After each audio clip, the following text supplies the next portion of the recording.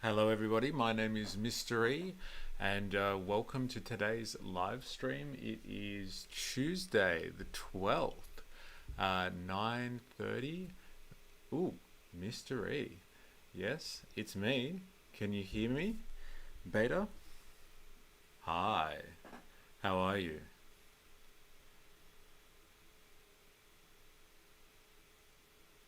The live was for today. Uh-huh. Welcome to the chat. So, today we are going to be speaking about China, Trump, and capitalism generally. So, just to pick up where we've been already with our past live streams and just to continue kind of the general discussion, of course, which is always about how the capitalist world is operating at the moment and what that means for us. And that's why I think we're focusing so much on the good old Trump election at the moment, because it's pretty valid, and has massive implications for the world. So strap yourselves in if you have any questions in the chat. You know the score. So what we're going to start off with today is some videos just talking about the relationship between kind of, I guess, Xi Jinping, like his response to China, to Trump, and like kind of what that means for everyone. So I guess we'll have a look at that first. But let's have some context behind Xi Jinping, shall we? Let's see who the man is, so then we can understand it kind of in relation to Trump as well. So let's go over now and have a look at that. The 21st century has been shaped by the rise of powerful leaders, but few have wielded as much influence, both domestically and globally, as Xi Jinping. Today, we take... Oh, I'm sorry. We are in a different time zone. So yes, this is, so on the 12th, so Tuesday, being my Tuesday over here in Australia. So apologies for that. Yeah, so it must be still Monday for you, Monday night, I'm assuming, sometime Monday night. So, yeah, that's right. We live in the future. Don't ever forget that. So if you want to know what the future is like, if you have any questions about what the future has in store for you, in your time zone, just let me know and I'll tell you what the future is like. So yeah. Yeah, like I said, we're going to have a look at kind of a backstory behind Xi Jinping himself, the leader who is kind of going to be, I guess, the rival or the antithesis of Trump on the global stage. So, let's see kind of what his backstory is, because I think we all know a little bit about Trump now. He's an American billionaire. And he's been in the hot seat before, and he's come back today with a vengeance, or he's come back this time with a vengeance. So, let's see a little bit behind the man behind Trump's adversary. I thought it was going to be interesting for you. A site called Republica. Oh yeah. All right. I might check that out. Or something like that. Okay. Alright, I might check that out later. We'll keep going with this vid for now, and interject in the chat wherever you feel like it. Take a deep dive into the life of a man who transformed China from an economic powerhouse to a global superpower. Xi Jinping's rise from humble beginnings to the helm of the world's largest political party is not just the story of a leader. It's the story of China's evolution on the global stage. How did Xi Jinping rise to become one of the most powerful men in the world? What events shaped his leadership? And what does his rule mean for the future of China and the world? Let's uncover the journey of Xi Jinping, China's paramount leader. Early life and revolutionary heritage. To understand Xi Jinping, we must first explore his roots. Born on June 15, 1953, Xi Jinping's early life was steeped in the revolutionary history of China. What is he? His father, Xi 70s? Zhongxun, was one of the Yeah. founding members of the Communist Party of China, CPC, and a close ally of Mao Zedong. Xi Zhongxun held various high-ranking positions in the Communist Party of China and was instrumental in the communist victory during the Chinese. Okay, that's interesting. So he's come from kind of party royalty, I guess you would say. So he's not a complete party outsider. His dad seems to have been a high-ranking official in the Communist Party under Mao. That's interesting. So for people that aren't kind of down with Chinese history, um, where do you start? Let's just talk from a modern history perspective. I think that would be most appropriate for what we're doing here. So China was kind of at the turn of the 20th century was in a bit of a struggling situation. It was trying to kind of get its national liberation, I guess you would say. It had been subject to kind of ongoing problems with the imperialist and colonialist tendencies of like European powers, and it was kind of struggling for its own independence. But like even in its national liberation kind of struggles, it was still being heavily influenced by outsiders, basically, by like which power was going to be able to kind of influence this new national liberation movement the most. And so you had I guess a nationalist party, you would call them, within China, and they kind of took the reins in terms of getting rid of the old empire that they had, like the emperor and stuff like that, and they were the ones that were going to assume power and do deals with, like, I guess you would say, the capitalist world, and they were going to allow China to be integrated into this system of like, let's call it the free market very loosely. So long story short, they struggled big time. They were engaged in wars and conflicts, and they were trying to kind of rally together the whole of the Chinese nation under one banner. And then the communists were a party that they started in urban areas, and then they moved to rural areas and kind of bounced around China for a bit. But like Mao was one of the instrumental kind of figures in that communist movement, and it really took shape after World War II. The Communist Party started to gain a lot of traction, and then you had like basically a showdown, let's call it, between the nationalist leaders or the nationalist groups within China and the communists. So the communists had at that point kind of moved out into the countryside and represented more of the kind of the peasantry in China. China at that time, so just after World War II, was still basically a peasant society. It did have urban areas, and the urban areas were developing, and there was a bourgeois, so like industrialists and capitalists within the urban centers, and there was like an urban working class movement as well that the communists did kind of ally with strongly.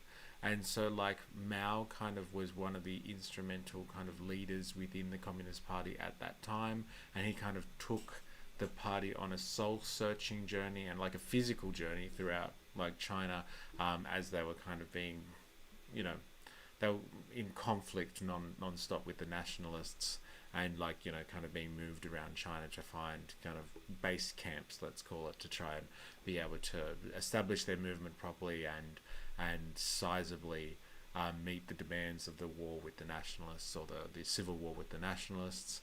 Then like they kind of teamed up together at certain points, the nationalists, to fight off like the threat of Japan. And then like they'd break away again when that threat would obviously disappear. So anyway, by the end of after World War II, the showdown reached its pinnacle, and the Communist Party ended up winning out there. They pushed this nationalist party, this bourgeois element, this ruling class, economic ruling class, you could say, of China into what is now Taiwan. And so like they've stayed there and they kind of, I guess, have always kind of kept that nationalist Chinese kind of opinion, and like that's why you kind of have this modern day tension between mainland China and Taiwan, because like I said, the Taiwanese are kind of representative, or is where the exiled nationalist group in China went after the Communist Party took power. And so yeah, Mao was very much instrumental in all of that. It became kind of like the leader of that movement, and then like was instrumental in the founding of communist China. And so like Xi Jinping, his dad was apparently very high up and close to the man himself, Mao Zedong. So yeah, let's continue watching. But like that's interesting. I didn't realize that Xi Jinping's connection to the party was through his father. I thought he was kind of a rags to riches kind of guy. That's the story that you're told, but like I'm sure we'll learn more about that in a second. Civil War. However, growing up with a powerful father didn't guarantee an easy life for young Xi Jinping. The tumultuous political environment of the 1960s would deeply shape his life. As Mao Zedong's Cultural Revolution swept through China, Xi's family, once part of the political elite, fell from favor. His father was purged and imprisoned, and the family was publicly humiliated. Xi Jinping, just a teenager at the time, was sent to a rural village in Shanxi province as part of Mao's re-education. He looks so different now, doesn't he? Look at that. Look at the young and youthful Xi Jinping over there, hey? Good looking too. Very different now. I guess he's in his 70s, so fair enough. But like, you know, striking young man, hey? Xi Jinping. Education program. The move was intended to teach him and other bourgeois children the hardships of manual labor. Xi spent 7 years in the countryside. I don't know if that's the best use of the word bourgeois. I think he's talking about like, you know, privileged children. Agreed, yeah, thank you. Hey, like, you know, good old Xi Jinping back in the day. He had it going. All right. But like, yeah, bourgeois, like children, I don't know if that's the best way to describe them. Like his dad was a party official, so they obviously came from a position of privilege, much privilege. But I don't think people in the Communist Party would describe themselves as bourgeois. So like for anyone interested or anyone wondering why I keep dropping that term and why you hear Marxists dropping that term and communists and like, you know, I don't know, people just dropping the term generally. Bourgeois is a word that actually comes from French. And yeah, basically it's derived from a shorter word, bourg or bourge, and that actually means town. So like a bourgeois person is someone from a town, but like specifically they were the groups within towns or urban areas during like kind of the end or the middle of the feudal era, so the Middle Ages. They were the townspeople that were kind of rich.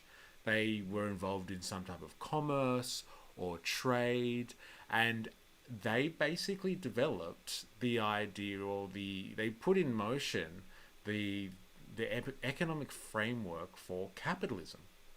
And so as kind of time went by and like, you know, the idea of that like a king as an all-powerful ruler was being challenged, these bourgeois people within like Europe especially were challenging the notion of kind of the aristocracy and like the rights of kings, and they started to try and, you know, advocate for societies in their own image. They were advocating for bourgeois societies, and so they set up things like you know, bourgeois republics.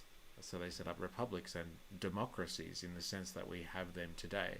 Now in a lot of cases they didn't get rid of the kings completely. They had like parliamentary systems, like in the case of the Americans though, like, you know, they got rid of these bourgeois people who were pretty much like, you know, industrialists, colonialists and slave owners and stuff like that in America. They got rid of the king altogether. They got rid of, you know, the British monarchy and developed like what they call a republic in America. This is what the French did numerous times. Like at the start, they started off with a parliamentary monarchy, so they kept their king, but like all the bourgeois got together and really were the ones that were making all of the decisions and governing, making all the rules and the laws.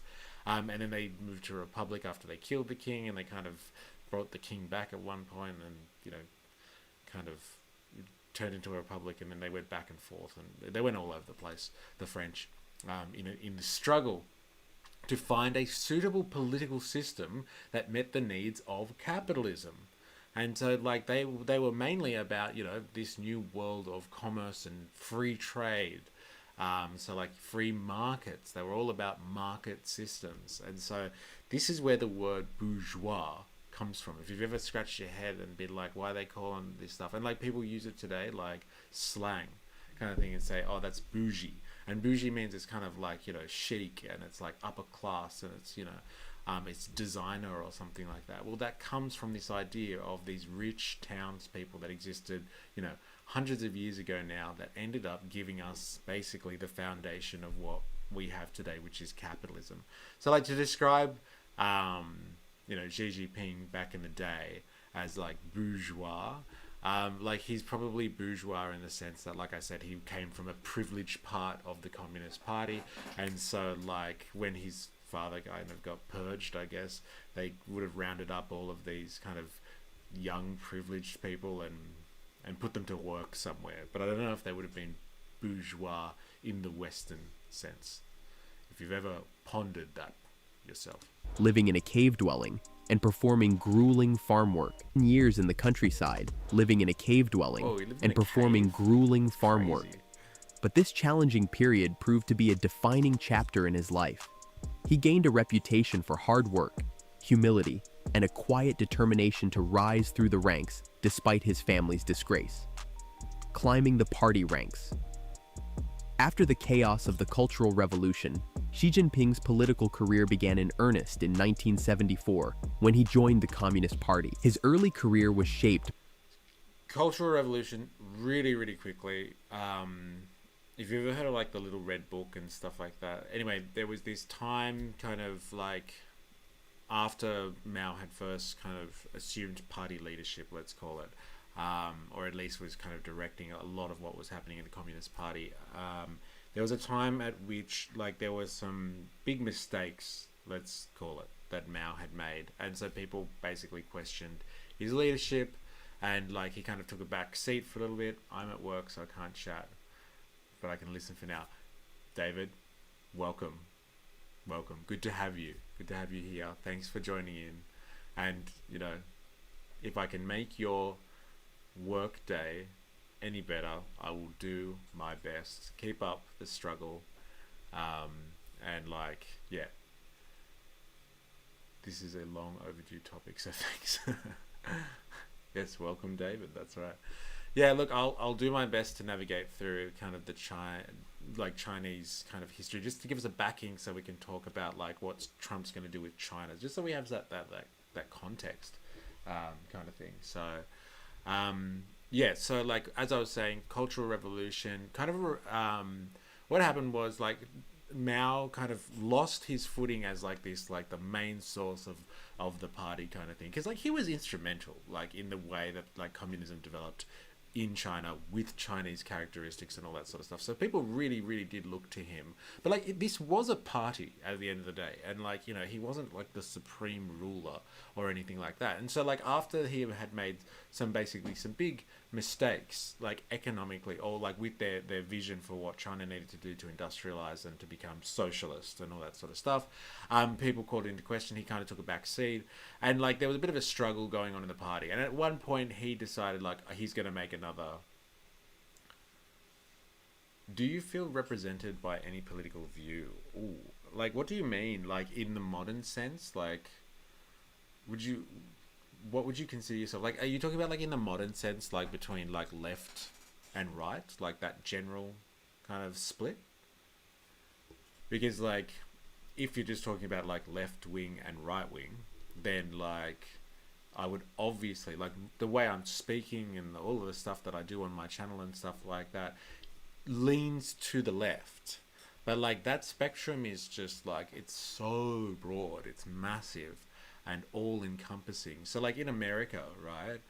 Let's talk about America because we're going to be speaking about that later in the chat anyway. But like an American person on the left could be liberal.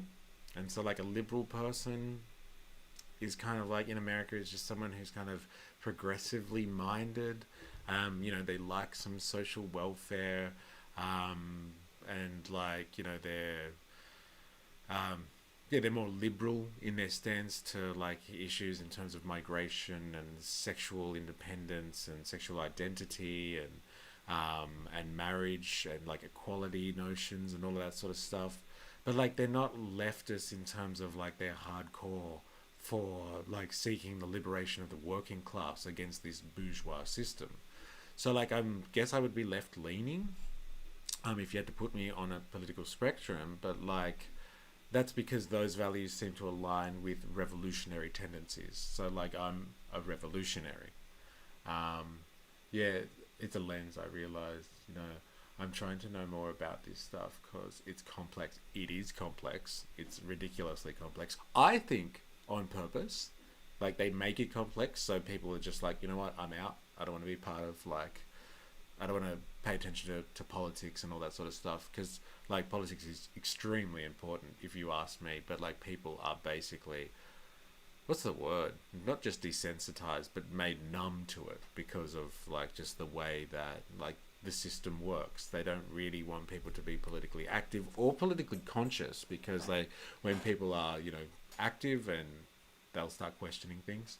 But I realize that I feel more represented by the left, but still learning though. Yeah. So the left is like hard to kind of to grapple with because, like I said, there's very light versions of leftist talk that are not interested in revolutionizing the system at all. They don't want to change the system. They just want to make it like a little bit better here and there. And so like that's not for the working class to know. Keep ignorance up. Yeah. And so we are manageable. Yes. Nail on the head. That's what I'm trying to articulate here in terms of why like it's kind of hard to navigate the political landscape and why they don't really want to promote a more hard left agenda, which would be like actual aspirations for the working class, because like they just wanted us to think within this window. Don't like go outside and start thinking about like what the term that you brought up the other day, Peter, which was radical. Don't be radical. Just think within the nice conventional way of thinking about politics, which is just everybody on the left or everybody on the right, and maybe like there's a conglomeration of people that are in the center because they kind of switch or they fit nicely in a comfortable middle somewhere. But yeah, I would say like my ideology, my understanding of the world, the things that I aspire to are more left leaning, but like, you know, that's just, I would say, by coincidence, in the sense that because the left has developed itself in a culture of working class and revolutionary history, unfortunately it's detached from that significantly. Like 150 years ago, what it meant to be left was, you know, like hardcore. You were basically socialist, and like you were looking to bring down the capitalist machine. Left is very much on the light side of that now. Like, you know, there's problems with capitalism, but like we can just, you know, change the rules and like, you know, regulate things better, and that'll make everyone happy. But like, I don't know, like the track record does not show that. Like if you really want to make changes in a capitalist world, you have to make changes. You have to revolutionize the system. And like if you've listened to my content for long enough, you would know that like this is not unusual. This is not utopian. Like this is what humans do. They constantly restructure their social organization to suit their needs at a given time. Capitalism, it's done brilliantly. It's gotten us to where we are, but it's time to move on. And there's nothing wrong with that. There's nothing wrong with that. There's nothing to be scared by when it comes to like, you know, thinking like that. There's nothing scary about that. Like, you know, there's you can be apprehensive about like, oh, what change means, because like, you know, change can be hard, but like don't be scared of changing the system. Like we are not bound by capitalism. This is not like the natural apex of human civilization, and we will do no better. Like, we can do better, we just have to try. So like, yeah, Cultural Revolution basically was kind of Mao trying to basically get the party back kind of on a very communist trajectory. He was worried that like the positions that the Communist Party and the decisions that the Communist Party were making was starting to move them towards kind of, yeah, a bourgeois society, a capitalist society. They were giving up, they were trading on their communist ideals for market principles, and their communist ideals were kind of just building kind of a working class movement, developing China as an industrial nation, and like having only the working class kind of as the centerpiece of all of that. And like China, he thought was kind of moving away, so that he instituted the Cultural Revolution, was basically a kind of a re-education of Chinese society at the time, to try and, you know, kind of bring back those hardcore, or those more kind of hardcore communist ideals that he had developed in the Chinese kind of, in the Chinese sense. And so like, he basically, in not so many words, put out a mandate that like we should purge the Communist Party and China specifically of any kind of reactionary elements in it. So reactionary being like the opposite of revolutionary. So anyone that was anti kind of the ideals of the Communist Party and his ideas should be kind of purged and shamed. And so you had like, you know, teams of kind of students, basically university students and things like that, that were, you know, publicly shaming people, and people were kicked out and purged from the party and all that sort of stuff. It was a pretty crazy time, but like, it was a cultural revolution in the sense that they were trying to re-educate themselves and change their collective kind of psyche, their understanding on how things were going to work. And like, it seems like Xi Jinping's father didn't survive the Cultural Revolution. By the lessons of both his father's legacy and the hardships he endured during his time in the countryside. Rather than being deterred by his family's political fall, Xi was determined kind of makes him like more hardcore now, right? Like, I really, like, he was off, you know, just living out in a rural area somewhere, working pretty hard. Like, it's interesting history. Like, you don't hear a lot of political leaders in the modern day that like were, you know, exiled to a rural community somewhere, and they just had to kind of live in a cave and work hard kind of to like kind of build themselves up again, I guess, from even a political perspective. to make his own mark in Chinese politics. In 1975, he enrolled at Tsinghua University, one of China's most prestigious academic institutions, where he studied chemical engineering. But it wasn't academia that captured his heart. It was politics. Over the next 2 decades, Xi Jinping steadily climbed the ranks of the CPC, serving in various regional roles across China. He built a reputation as a pragmatic and capable leader, always favoring stability and party discipline. One of the key turning points in his career came in 1982, when he became the deputy party secretary of Zhengding County in Hebei province. This was a low-profile role, but it allowed him to experiment with economic reforms, aligning with Deng Xiaoping's policies of opening China's economy to the world. Xi's moderate approach to reform. So Deng Xiaoping, so like there was a point at which China kind of like moved away from Mao's kind of economic, like his economic plan to be like hardcore communist all the time. So which was just like anti-capitalist basically. So you have, in their sense anyway, in the Chinese sense, you had the party that was in control of the economy. It controlled all of society. It was like the government.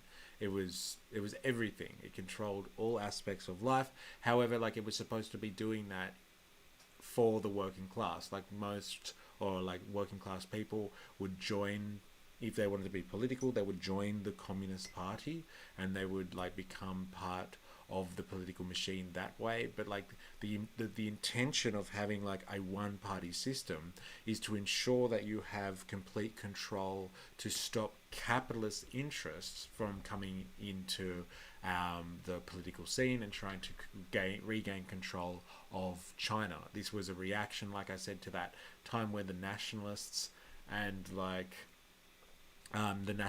communists were fighting it out for control of China, basically. And because the nationalists align themselves specifically with kind of colonial interests, like European colonialists who were basically taking advantage of China for a long time, the reaction in China was just we need to be independent again, and we need to rely on ourselves in this kind of industrializing world. And so China, the Chinese Communist Party took it upon themselves to take control of the entire nation, and rapidly industrialize China, basically. And so at a certain point after Mao, you have another leader that comes in around the 70s, Nixon. He goes over to China. There's relations going on there for the first time. The US and China for ages have actually started talking, and so in the 70s, like I said, you have Nixon going over, and China opens up to the free market. It turns itself from this inward communist nation who's just trying to figure itself out, grow itself industrially, get the working class to kind of they own all of the factories through the party. They own all the factories, and they're everything is done for kind of the working people of China, the people of China, and it's done in this closed-in system. Everything is kind of inward. They have some trade relations between certain allies and certain key players on the world stage, but not America. And America is number one economic superpower, surpassing everyone by flying colors. So no one's even close to America at this point. And China weren't open to trade with this type of capitalist machine. And so it opened its doors at one point to allow the free market to come into China. And I'm going to use this word in the non-pejorative sense. So I don't mean this as a bad thing, but it opened its doors for capitalists to come in and exploit China. Well, I use that in the sense to take advantage of China. It, like I said, it's got, well, I didn't say this, but many people know, it has and it had at the time a huge working population, and it had started to industrialize, and so it was open for it was open for business at that point. So capitalists were able to come in and start investing in China massively, which is what they did from the 70s onwards. And so it seems like Xi Jinping kind of made his political career, his start, in this period when China's first opening itself up again to the capitalist world after its inward focus as just a inward communist nation. And so it's opening itself up to the world, and he's got a position in a province, governing a province. So he's going to start, I guess, learning to become a political leader and learn a bit about how government works and how to run a society. Form, combined with his ability to maintain party control, earned him favor with party elders. In the 1990s and early 2000s, Xi's rise through the party hierarchy accelerated. His various posts, including his leadership roles in Fujian, Zhejiang, and Shanghai, gave him significant governance experience. In these provinces, Xi worked on improving infrastructure, attracting foreign investment, and cracking down on corruption, initiatives that would later become cornerstones of his national policies. Xi Jinping's rise to power. In 2007, Xi Jinping's political trajectory reached new heights when he was appointed to the Politburo Standing Committee, the most powerful body within the Communist Party. This appointment marked Xi as a key figure in China's future leadership. Now, have a listen to this while you're watching this video, because this is the feeling that I'm getting from it. This is completely off topic, but just have a listen to this. Is this video AI generated?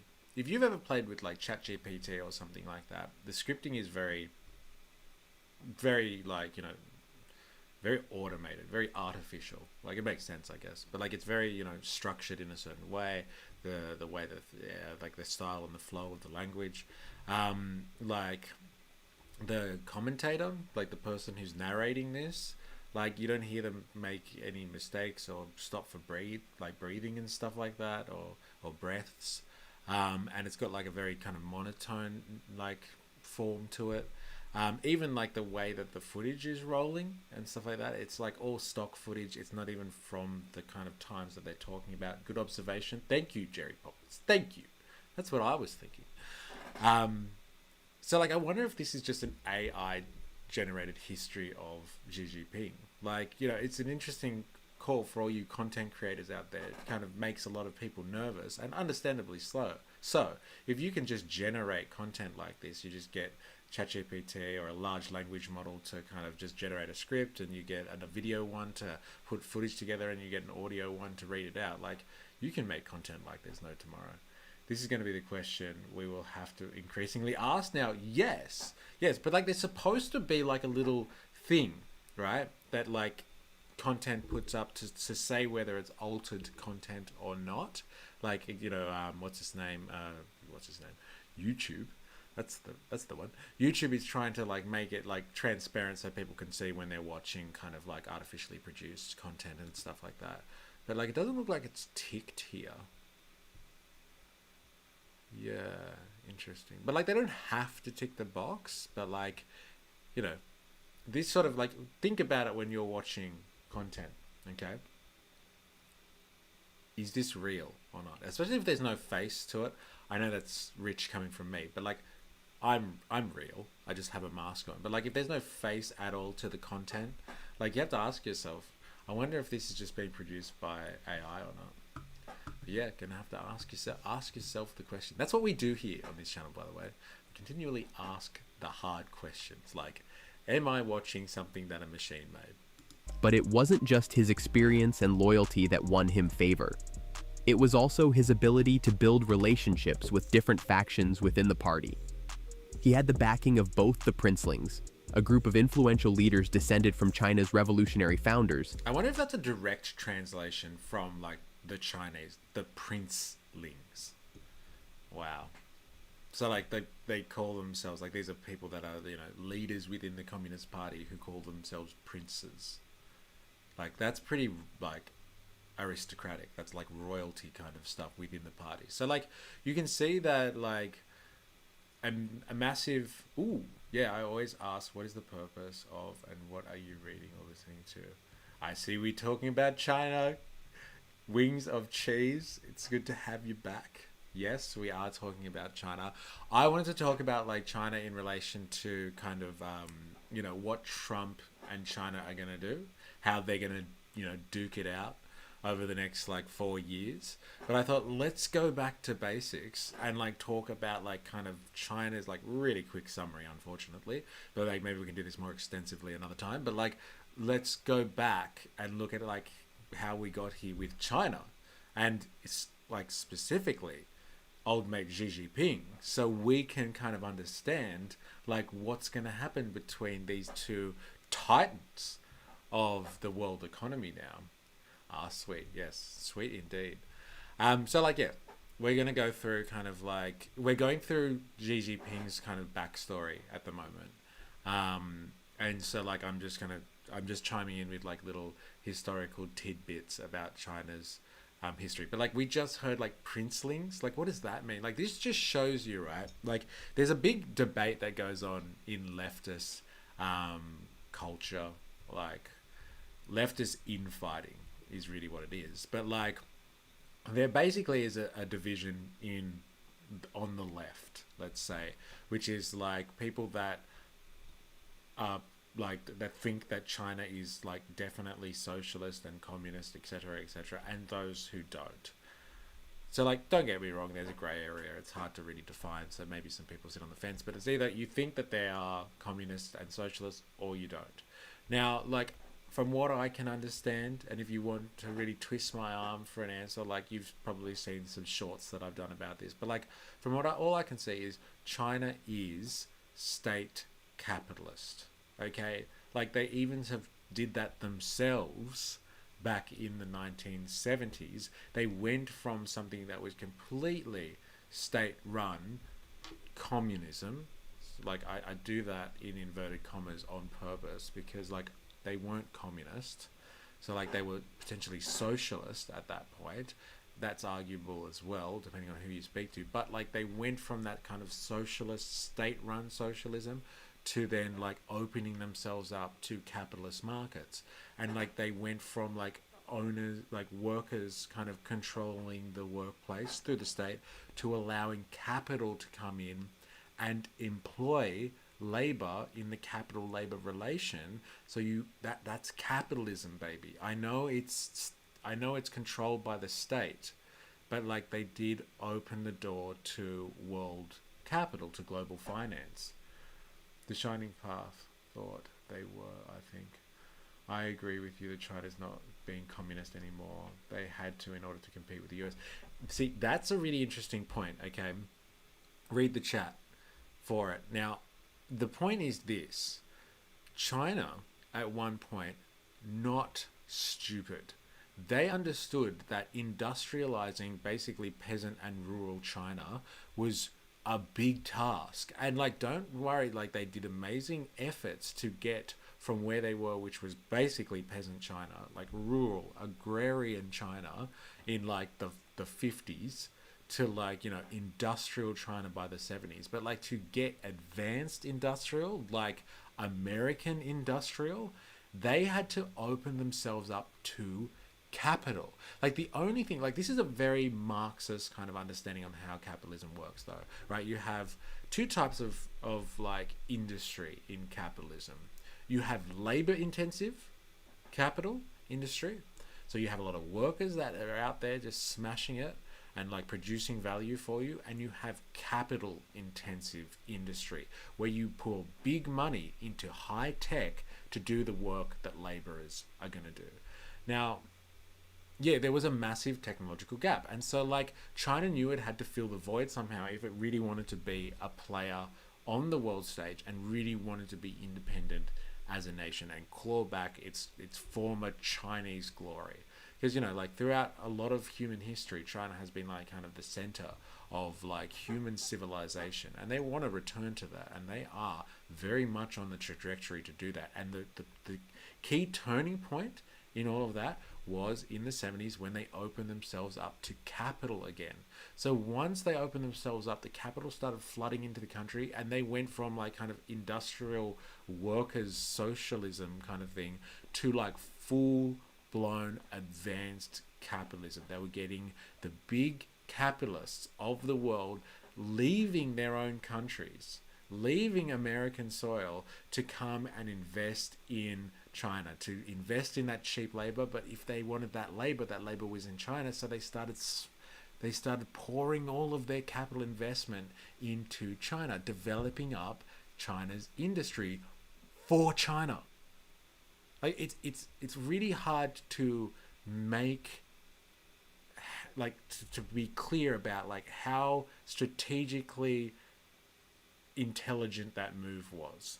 Like, hey, why develop our own industry and struggle over here with this kind of socialist model where you basically have the state running everything, where you can invite, like, open the door, invite capitalists in who are greedy anyway. Like, they just want cheap labor, and we got plenty of cheap labor, so we'll let them in and they can pour all their money in here, develop us up to a certain point, so then we can compete on the world stage.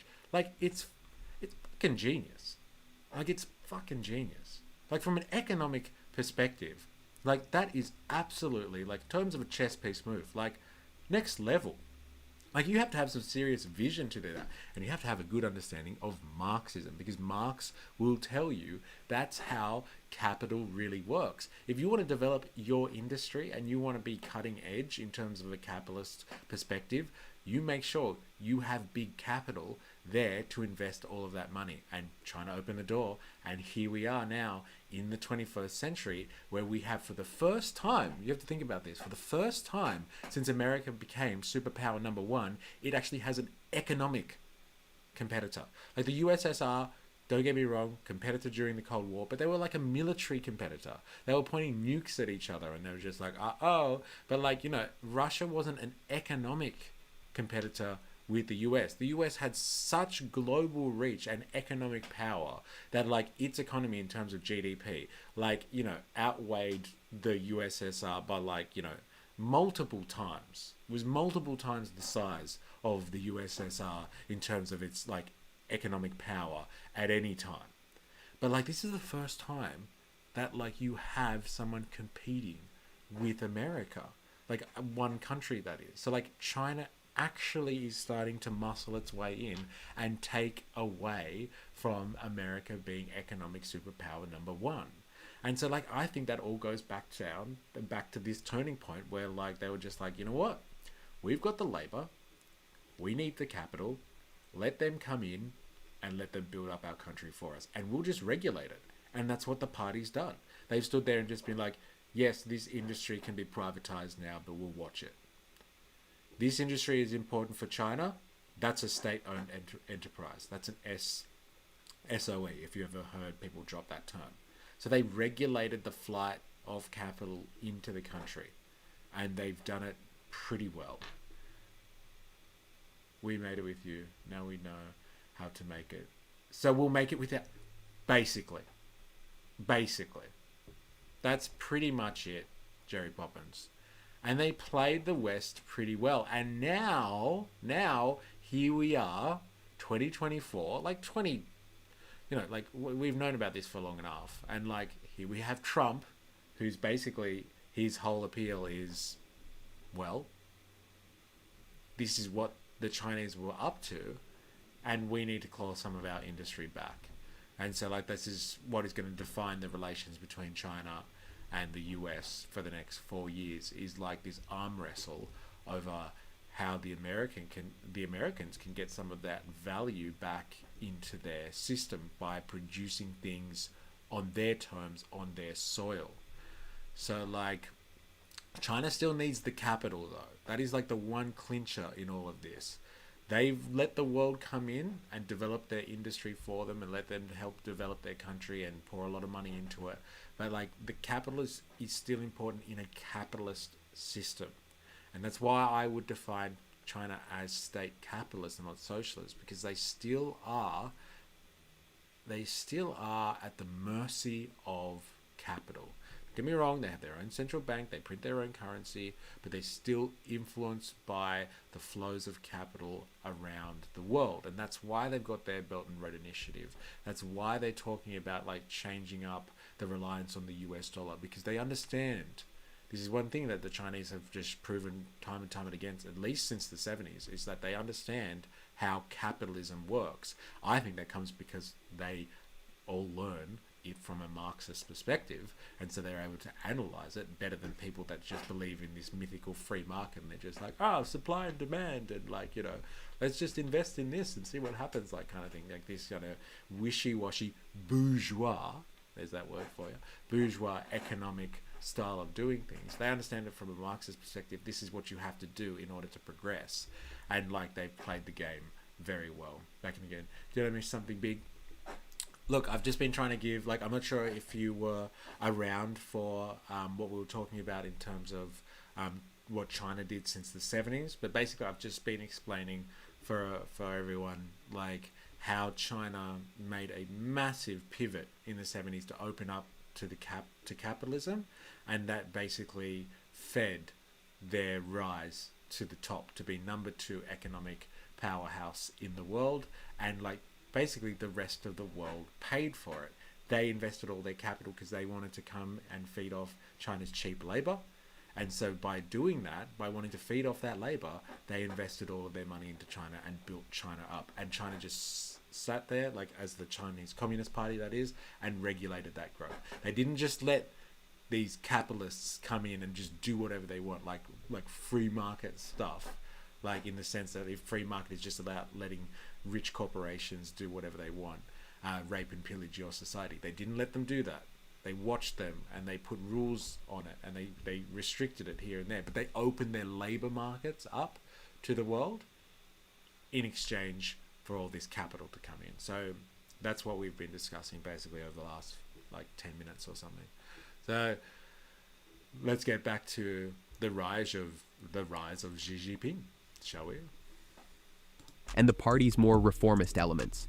In 2012, Xi Jinping reached the pinnacle of Chinese power when he was named the General Secretary of the Communist Party. A year later, he became the President of China and the Chairman of the Central Military Commission, consolidating his control over the state, party, and military. That's pretty His massive. rise was not without controversy, but Xi's Like that's pretty like Game of Thronesy kind of stuff, right? Like those are your three elements. You got the state, you got the party, and the military. Like coffee, yes, yes, coffee time. I need it. But yeah, that's pretty Game of Thronesy. Like bringing those three elements together under your control.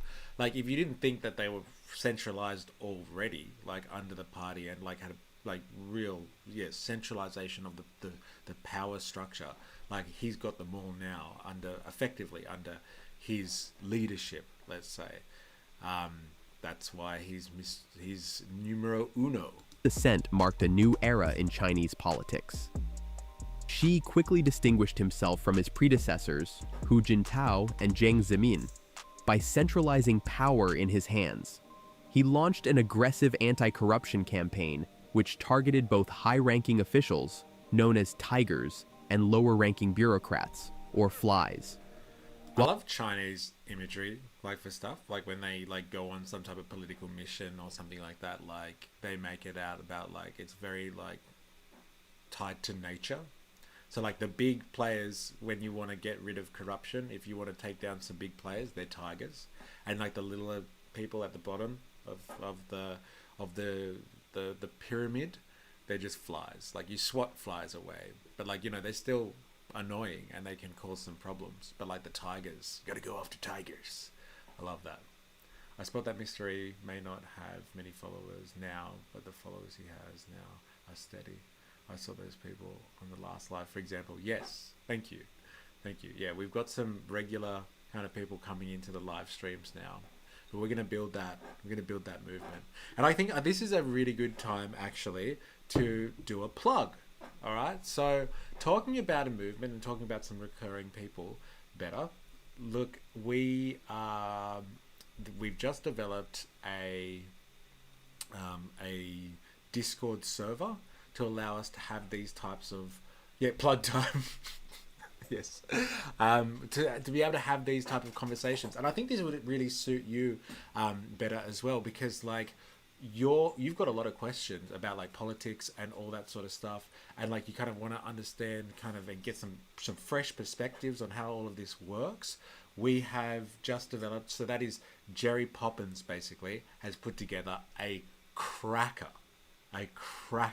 Discord server, and it's got a really good framework there for having different conversations and trying to like kind of get an understanding on like I don't know the world politics and just the world at large, and like how to have these conversations in a structured environment where you can get some good feedback off people.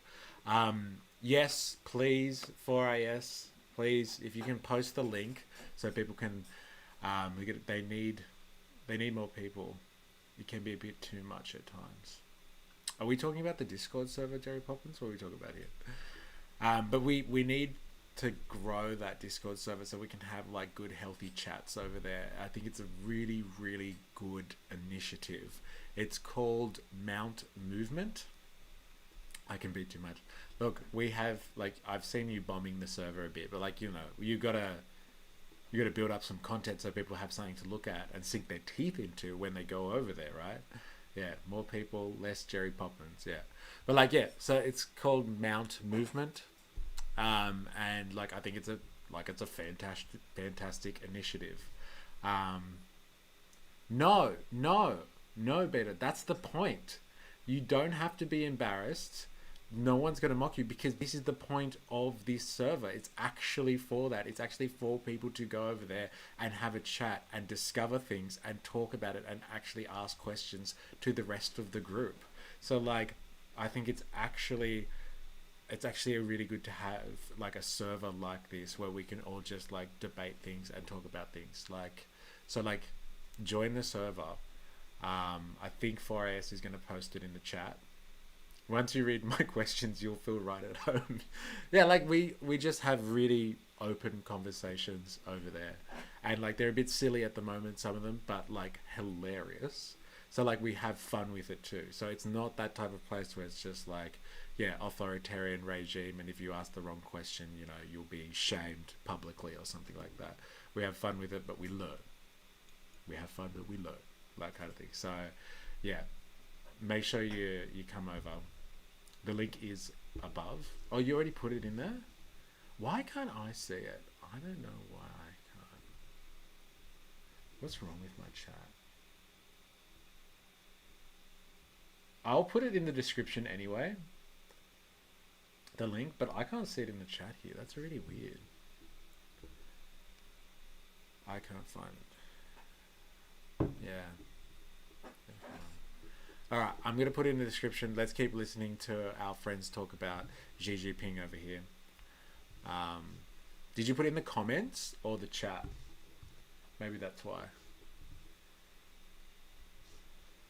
I'm going to try and find the link in the meantime. But yes, let's continue learning about old mate Xi Jinping. While the campaign was framed as an effort to clean up the party, it also conveniently eliminated potential rivals and solidified Xi's grip on power. Simultaneously, Xi began to cultivate a personal image as a strongman leader. He promoted the idea of the Chinese dream, a vision of national rejuvenation that promised prosperity, global influence, and a return to China's historical prominence.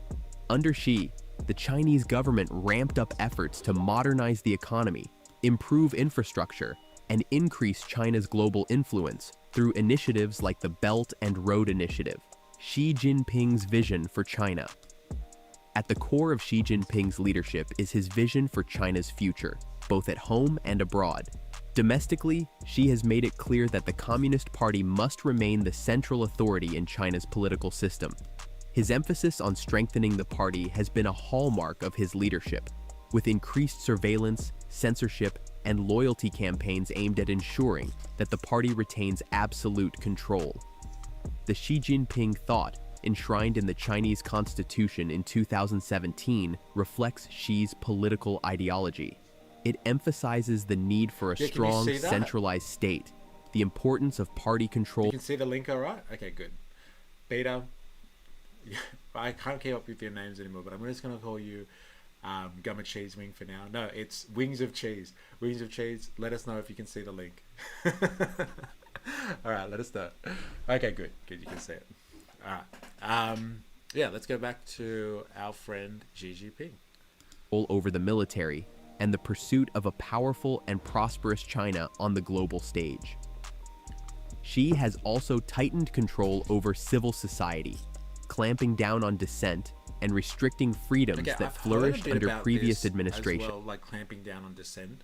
So like there's a lot of talk that like in a socialist country or a communist kind of country, they shut down the labor movement a lot. So like there's actually a lot of people that protests in China and like are angry, or like there's civil unrest. Like it happens in every country, but like, you know, there's like people that are upset with the way that like working conditions are, labor conditions, all that sort of stuff. And so like he's copped a lot of criticism, old Xi Jinping, for like cracking down on the labor movement. And like, you know, obviously if you're a communist country, you know, communist in name anyway, like you probably would think that they have kind of a sympathy for the people, like for the working class and stuff like that, and they work in the working class interest. But this just highlights the fact to me that they state capitalist, because like their importance as a communist party, like as a ruling party in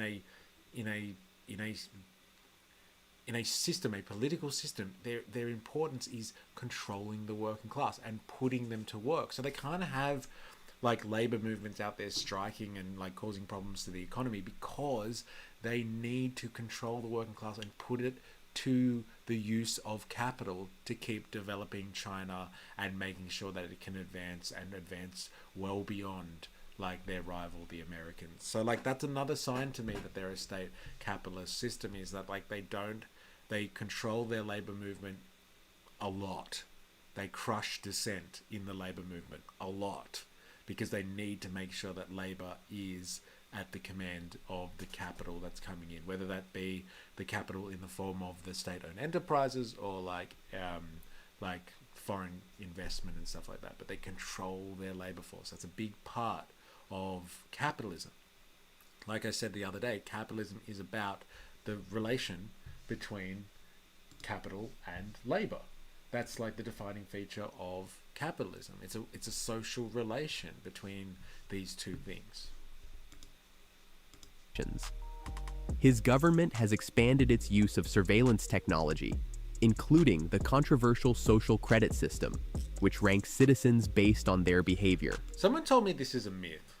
Can anyone fact check that for me? Like I thought the social credit system was a real thing too. Like, you know, if you like are a good citizen, like you don't do anything illegal, or like, you know, you pay your taxes on time, etc., etc., you get good credits. You can send your kids to the right schools, and you get access to things that people on lower credit ratings don't have.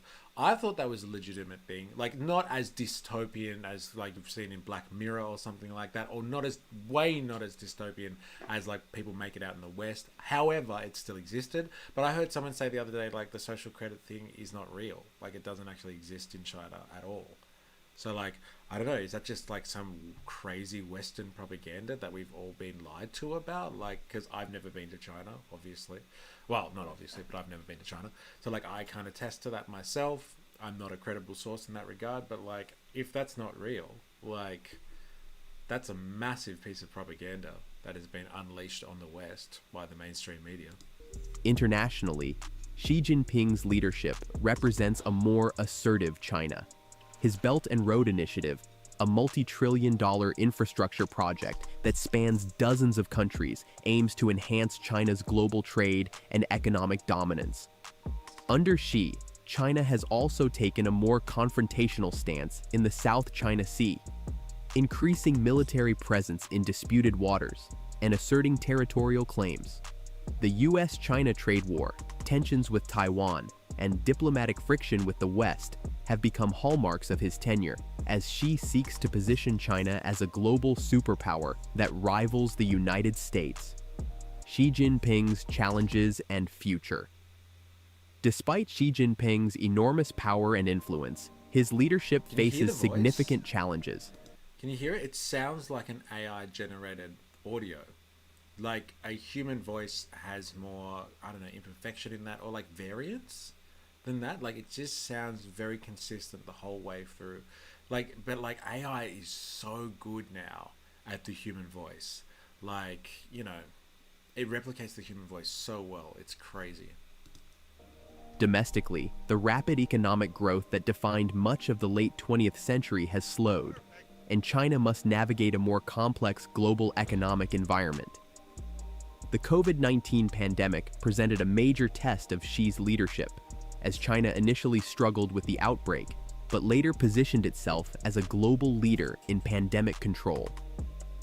China's growing authoritarianism under Xi has also sparked dissent, both at home and abroad.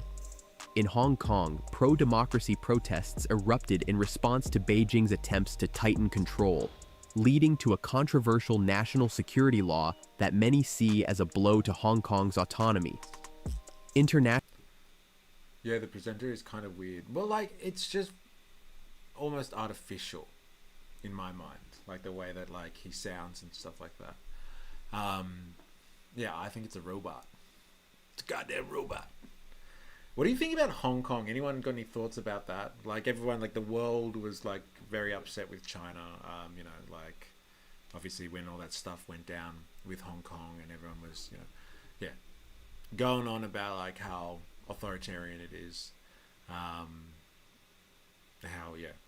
How it's a sign of like what China's capable of. I think it's a Terminator. Look, I think we're really gonna have to have a discussion about AI, like AI and capitalism, because like the two are inextricably linked. But like we're going to do a live stream on AI, because like that Terminator joke, Wings of Cheese, is like too close for comfort for me. Like, I've been going down an absolute AI rabbit hole recently. And like Beta asked the other day about like metaverse and stuff like that. Um, and like what it's going to be like in soon. Like, are we all going to be living in kind of virtual reality and living out of virtual reality headsets and stuff like that, or Neuralink and things like that? Like, wow, you know, like let's have a chat about Terminator. Yeah, maybe we should watch clips from the movie. Such a good movie. Nationally, Xi's handling of the Uyghur Muslim crisis in Xinjiang, where the Chinese government has been accused of human rights abuses, has drawn widespread condemnation. Yet, despite these challenges, Xi Jinping remains firmly in control. In 2018, China's constitution was amended to remove presidential term limits, effectively allowing Xi to remain in power for life. His consolidation of power. So he's leader for life effectively now, like effectively. So like there's no limitation on how long their president can serve, and so like unless he steps down, he doesn't have to kind of remove himself from that key position. And like this is a real sign of the times, I think. This is a larger expression of the capitalist kind of machine at the moment. So like the question you really have to ask yourself, and like I've talked about this a bit in my content, right, is like, are we heading more authoritarian these days? And a lot of people are jumping up and down saying things like, yeah, look at like the types of leaders that are being elected across the world, like right-wing nationalist leaders and all that sort of stuff. We're going to go authoritarian, you know, democracy is kind of at threat here. We're going to lose back again. So we were talking about AI. The scariest about them is the deep fake. Yeah, the deep fake is scary. Well, like it's kind of related to what I was saying about even this video. Like I don't even know if this is a person that made this, or just like a person that asked a number of AI systems to kind of produce something and then just posted it. So like, yeah, deep fake is a problem massively, because like we're just not going to know how to determine soon what is real and what is not. Like real as in like what is human made and what is not. Oh yeah, you're talking about all the celebrity deep fake scandals. Yeah, you just won't know soon. Like yesterday I got into an Onion forum, and the price for making a deep fake of someone was really cheap. Well, like, you know why it's cheap? Because it's easy. It's really easy. And that's a law of capitalism right there. Once the technology becomes more accessible and is kind of dispersed over a larger area, like the price drops of everything. And like as the technology becomes more and more, it becomes better and better and refined, it also becomes, yes, more and more accessible to people. So like, yeah, I'm not surprised that technology is prolific now. It's everywhere, and as a result of that, like people are able to just make these things really cheaply. Like the real question is, why are people even like buying that? Like they could probably do it themselves with the availability of the technology now. They could just go on to an AI like website and just start making deep fakes for themselves. I think society is becoming more authoritarian with what the police did to pro-Palestinian activists. Yeah, like, to me, the press manufacturing consent about Hong Kong is so hypocritical. Yeah, it is hypocritical. Thank you. That's where I was going with this. And that's why I asked about Hong Kong and if anyone had any thoughts on that. Like, yeah, Hong Kong, that example, like, don't get me wrong. Like, you know, the people of Hong Kong, they want their autonomy. They want to be at arm's length to China. They've been like that for a long time. They were kept under British kind of rule for a while, and so like there was always an agreement between mainland China and Hong Kong that they kind of be separate, and like the Hong Kong people want their autonomy. Got it. All right, got it. But like the way that China went in and like, you know, took care of Hong Kong kind of thing, excuse me, that happens in the West all the time. Like as soon as there is dissent of some form or another and it's not considered acceptable, it is crushed. It is crushed. So like, it's a really good point. And like, I didn't know that you've been an activist wings of cheese. Hey, out there, living the dream. See, this is the difference between theory and praxis. So, like, good on you for getting out there and actually doing something in, like, the physical realm as opposed to just digitally. So, good on you. Sorry, I've missed a couple of things here.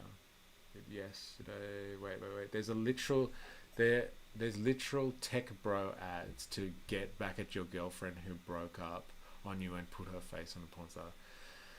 Yeah, man.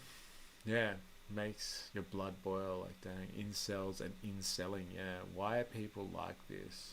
Well, yeah, people are just horrible generally. And like, if you give them access to cruel means, like cruel technologies, like what else are they going to do with it? Okay. Thank you. No worries, wings of cheese. No worries. Good on you for getting out there. I feel sorry for the victims, yes. And there will be a lot of victims. And like, AI is just going to make life, more and more complex in that regard, because people are going to have access to more tools to do more damage, and creatively. Yeah. No, you're not making it heavy. All right. So yeah. So back to kind of like what I was talking about just before was like this idea that we're seeing a turn away from democracy in the world at the moment. All right. I've talked about like us kind of seeing this rise of authoritarianism, and like, yes, authoritarianism problem. But like, I think it's an expression of the fact that capitalism is struggling at the moment, and like democracy is slow. So like, if you have two houses of parliament and the only way to get a law through is to go through your lower house and then your upper house and things like that, and like legislation is slow in terms of how fast technology is going. Like, look at this deep fake conversation that we're having over here, right? We should have, in like, even in a democratic society or in our modern political system, a way to patch up problems with deep fake revenge attacks quite quickly. But like, where's the legislation around that? Like, legislation controlling that or regulating that or making sure that there are codes and ethical practices around this deep fake technology.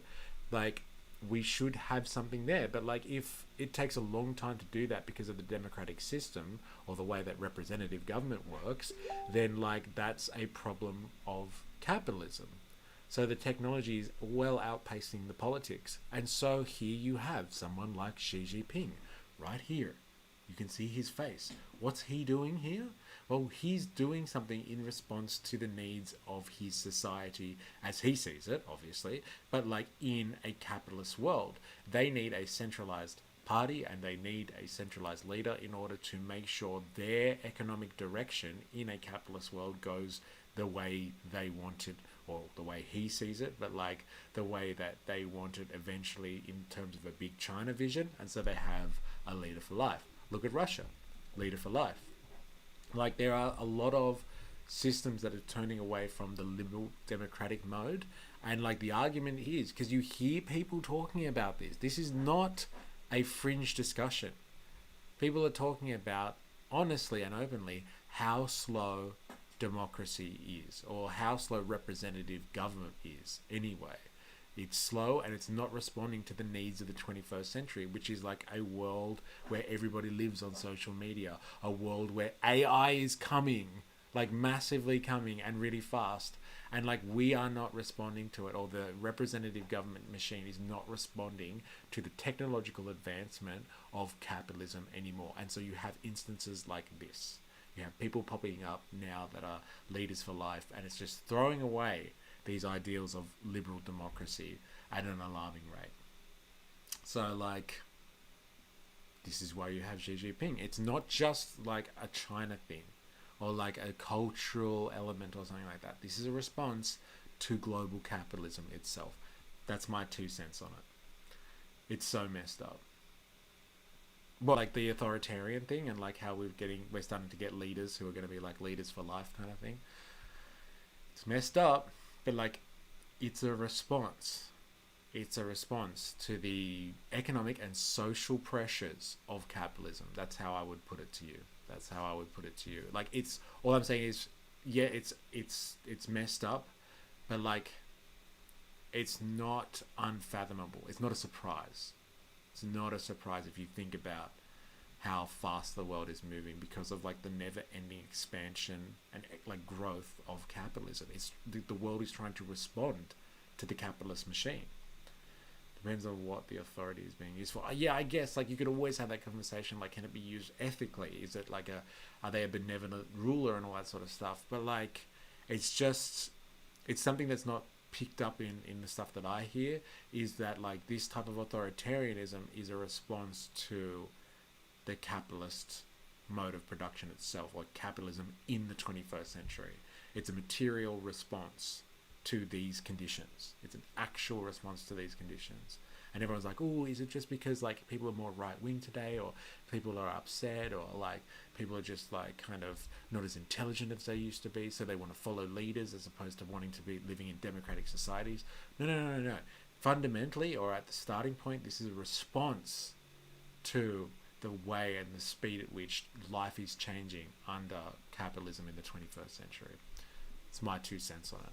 I'll get back to this documentary. Combined with his focus on party discipline, national rejuvenation, and global influence, suggests that Xi's leadership will continue to shape China for years to come. From a young boy exiled to the countryside to the leader of the world's most populous nation, Xi Jinping's rise to power is a testament to his resilience, determination, and political skill. His vision for China has reshaped not only the country, but also the global order. As Xi continues to navigate the complexities of leadership in an increasingly interconnected world, one thing is clear: his influence on China's future and on the world will be felt for generations to come. Thank you for watching this in-depth look at the rise. It's good. It's a good point. Yeah. And like, it's good to have some context about old Xi Jinping, isn't it? Hey? The enigma himself. So I want to go over to a different video that like I wanted to watch. I didn't get a chance to, so I thought we could all do it as a group. And like we're gonna start to look at kind of this discussion about what a Trump kind of, I don't know, v Xi Jinping trade war will look like, and we're going to try and get some varying kind of perspectives on this. So like, keep in mind though, this is probably a very bourgeois perspective on like the whole Trump versus China kind of deal. So we'll just have to see kind of, you know, whether it's worth watching. So like, just bear with me while we watch this. And we watch the U.S. The Chinese are not worried, and we watch the U.S. election with ease and even amusement. We know the U.S. system is broken, and whoever takes office, we're prepared to deal with.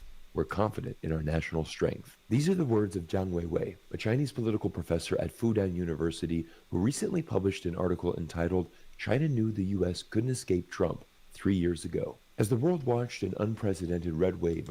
Isn't that funny? Like as I've heard people debate about whether China was kind of ready for Trump to return, because obviously the rhetoric is that Trump is going to escalate this trade war. So basically he's going to put massive tariffs on China to stop them from dumping, as he says, all of their goods onto American soil. He wants all of those goods to be taken care of on home soil. So whether or not that's by American businesses or like foreign businesses, doesn't matter, but they have to open up shop in America if they want to avoid their tariffs.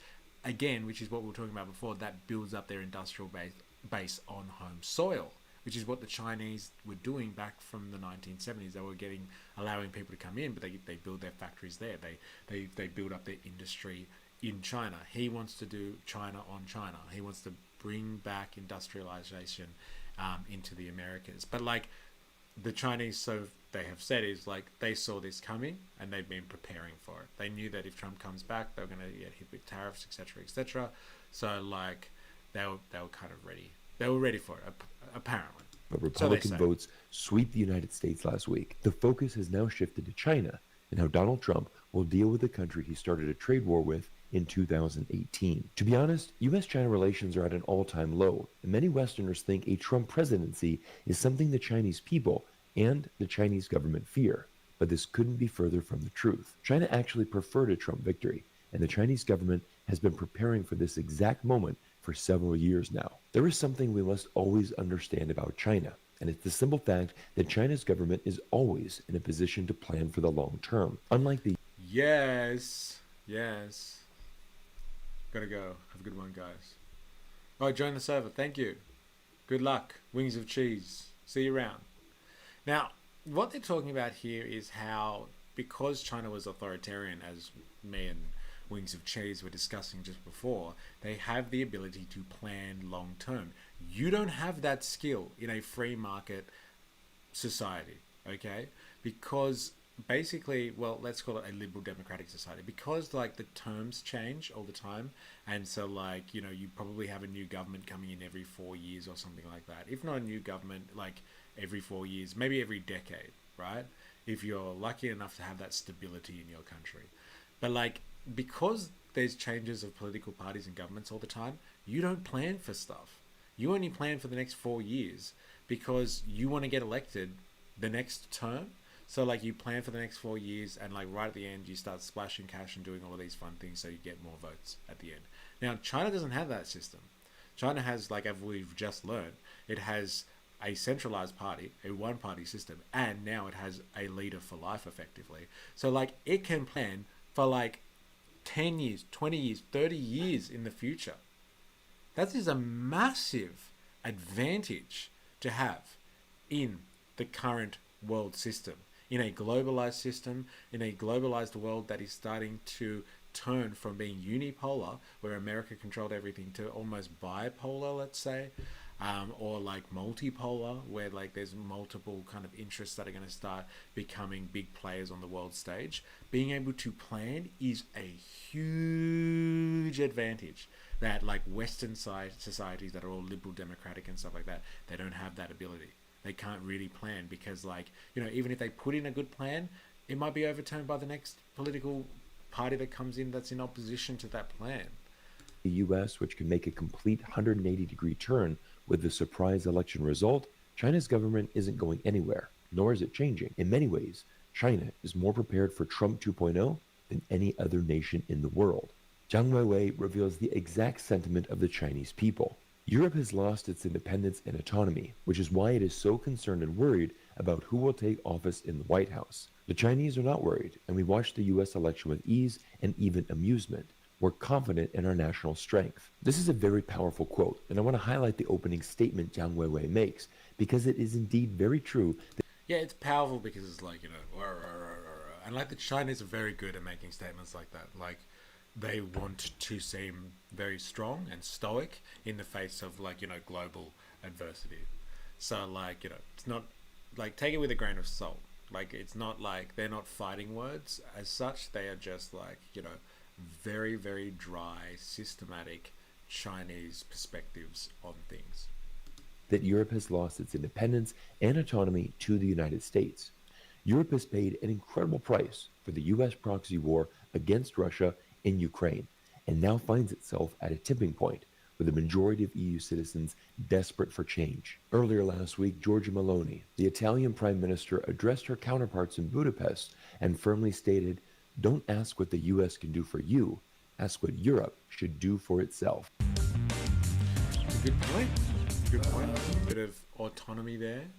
And like it was a big theme for like most of the Europeans at that conference as well, including France.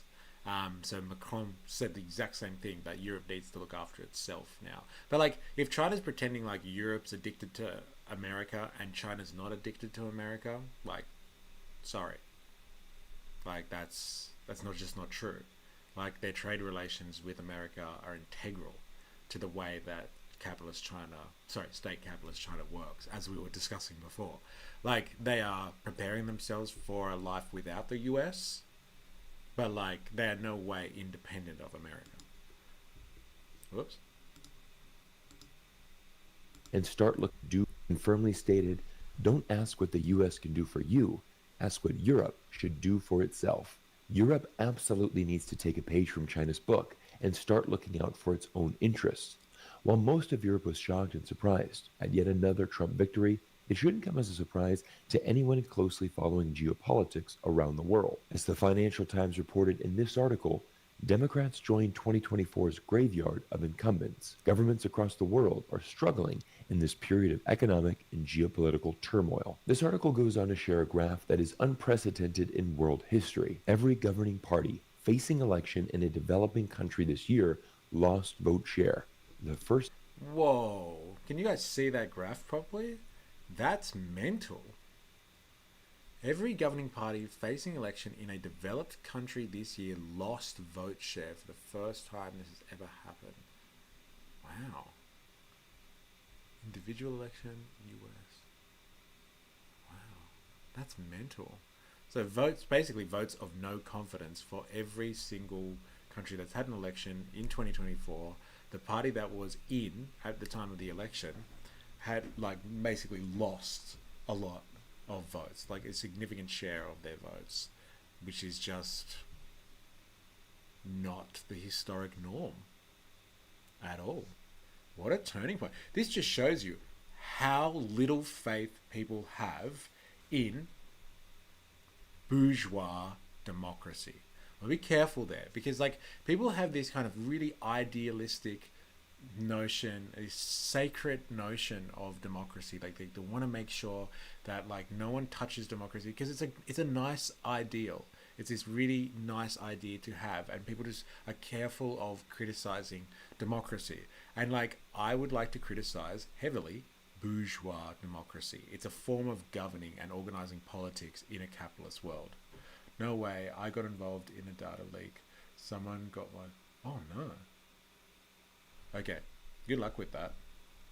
Good luck, Peter. Good luck. Yeah, look, this is a scathing criticism on bourgeois democracy itself. So the idea that you have a certain form of politics to help manage capitalism, and people are voting and are upset. They are like just like turning over and like not happy with like the way that politicians are running things at all. And like before, as I was saying, like the difference between the way China does things to the way a Western country with like a liberal democratic system does things is it's much slower, and like there's much less planning in it, so it's less efficient. And so the bourgeois democratic way of doing things is coming to a halt, or it's like it's affecting people in such a way that they have no faith in it anymore. And that's what a statistic like that shows you. People have no faith. They are completely below the line there. They're completely below the line for the first time in like since the 50s. This map shows, maybe even longer than that. Like people have not voted for the party that was in power in an overwhelming way. Like that, maybe those parties were still able to hold power, but like a significant shift away from them because people are just generally upset with the way that politics is being handled in the developed world at the moment. It's very telling. It's rather scary for the status quo. They should be really scared about this. We should be really worried about this because like if this is telling us anything, it is highlighting the fact that the politics of capitalism is not keeping up with the way that the system is moving economically. And people are pissed off about that. And rightly so. First time this has ever happened. The simple truth is that Joe Biden's approval rating was so low, Kamala Harris never really stood a chance to overcome this deficit and prove to American voters she deserved to continue in the White House. The U.S. and its allies are facing much more political pressure than China right now, and it will only worsen if Donald Trump further extends a trade war with China. In 2016, Donald Trump ran on a campaign promise to introduce tariffs on Chinese goods and bring back manufacturing jobs to the U.S. On paper, the plan sounded great and certainly resonated with his core group of followers.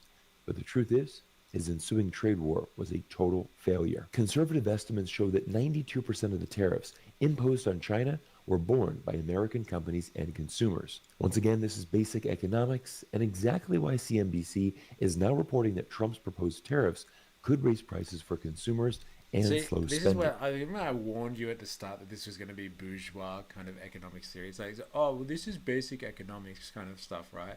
That like, you know, if you raise tariffs, then it's going to be impacting the people at home. Yeah, yeah, and like it's basic economics as well, that you can look at it from the sense that, oh, we have the data to say that like when Trump did this last time, it impacted 92% of the time, it impacted Americans more than it impacted the Chinese. Well, yeah, okay, you've got all of this empirical evidence, Mr. Bourgeois economist over there.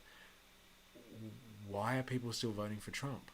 Like, if it was really that simple, like economics explained everything from your little, like, kind of like narrow bourgeois way of looking at the world, if it really explained the situation so well, then why would people have voted him in again? Especially knowing that, like, last time he came in on this, he did this, it wasn't good for them economically, and like he's been talking about it non-stop this time, and they voted him in again. There is a disconnect there between what the economic reality is and what the social reality is. And people are expressing themselves politically and saying this is what we want, despite the fact that like an economist like this, someone who represents the interests of the capitalist class, is just like, no, but don't do this, it's bad for the economy, like kind of thing. It's just like, well, like people obviously don't give a shit about whether or not this is going to be bad for the economy in the short term anymore. They're not worried about that. They're more upset with the system and the way that things are going to care about whether tariffs are going to hit up local businesses first or hit up the consumer first. They want a war with China. They want to make America great again, etc., etc., all of that rhetoric before they're worried about what's going to happen to, like this guy is saying, American businesses and American consumers up front. They're more than happy to make that sacrifice in the face of these economic considerations here, which is very telling. It is very telling about the state of the world at the moment.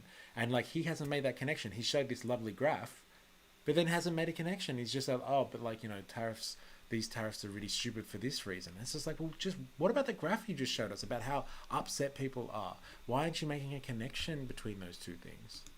Instead of learning from past mistakes, which, let's be honest, isn't one of Trump's strong points, Trump now wants to implement 60% tariffs against all Chinese imports. Frankly speaking, this would be a disaster for the US economy and cause inflation to absolutely skyrocket, which is actually quite ironic, as rising inflation and high cost of living was a major factor contributing to Kamala's loss. I recently had the pleasure of interviewing Jeffrey Sachs, a world-renowned... See, they can't, bourgeois economists, they can't put it together. They're just like, oh, isn't it ironic? Because, you know, inflation killed Biden and Harris, but like Trump's gonna bring in an inflation. This is the thing. This is the thing. The social conditions, the pressures on the majority of people under the current system, not specifically under Biden or specifically under Harris, are causing a problem. And are causing people to act in ways that are considered irrational by economists. Economists who look at things in an economic bubble, and they don't look at things outside of that. They aren't looking at why people are making these choices. They can't fathom it. They can't get it. It's for smart people like you who debate about politics. If you are going to access it, don't forget to download Tor browser first. It only opens with Tor. What are we talking about here, Better? Is this the link that we sent you that did this to you? Is that what you're saying? Are we talking about Discord?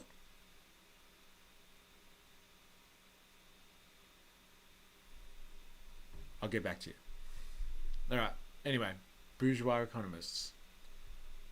Don't worry about it. Sorry, I thought you were talking about something else. Bourgeois economists, they don't look outside of their little economic bubbles. It's all about like typing in numbers and stuff like that. Unfortunately, this guy just can't make the connection as to why people would vote for Trump, despite the fact that he's going to have a negative impact on inflation. It just seems like very confusing to this guy. Like, why would people want to do that to themselves? Well, it's got to do with more than just inflation. It's not just got to do with inflation. They're looking at that risk and they're saying, let's roll the dice for Trump anyway. Don't worry about it. Now an economist from a Columbia University who exposes the truth of the US-China trade war. You know, our American economy, our American way of life really depends on China. Absolutely, and our economy depends on China. Their economy depends on us. Not to every dollar or yuan, but for our prosperity. This has been a tremendously beneficial two-way trade.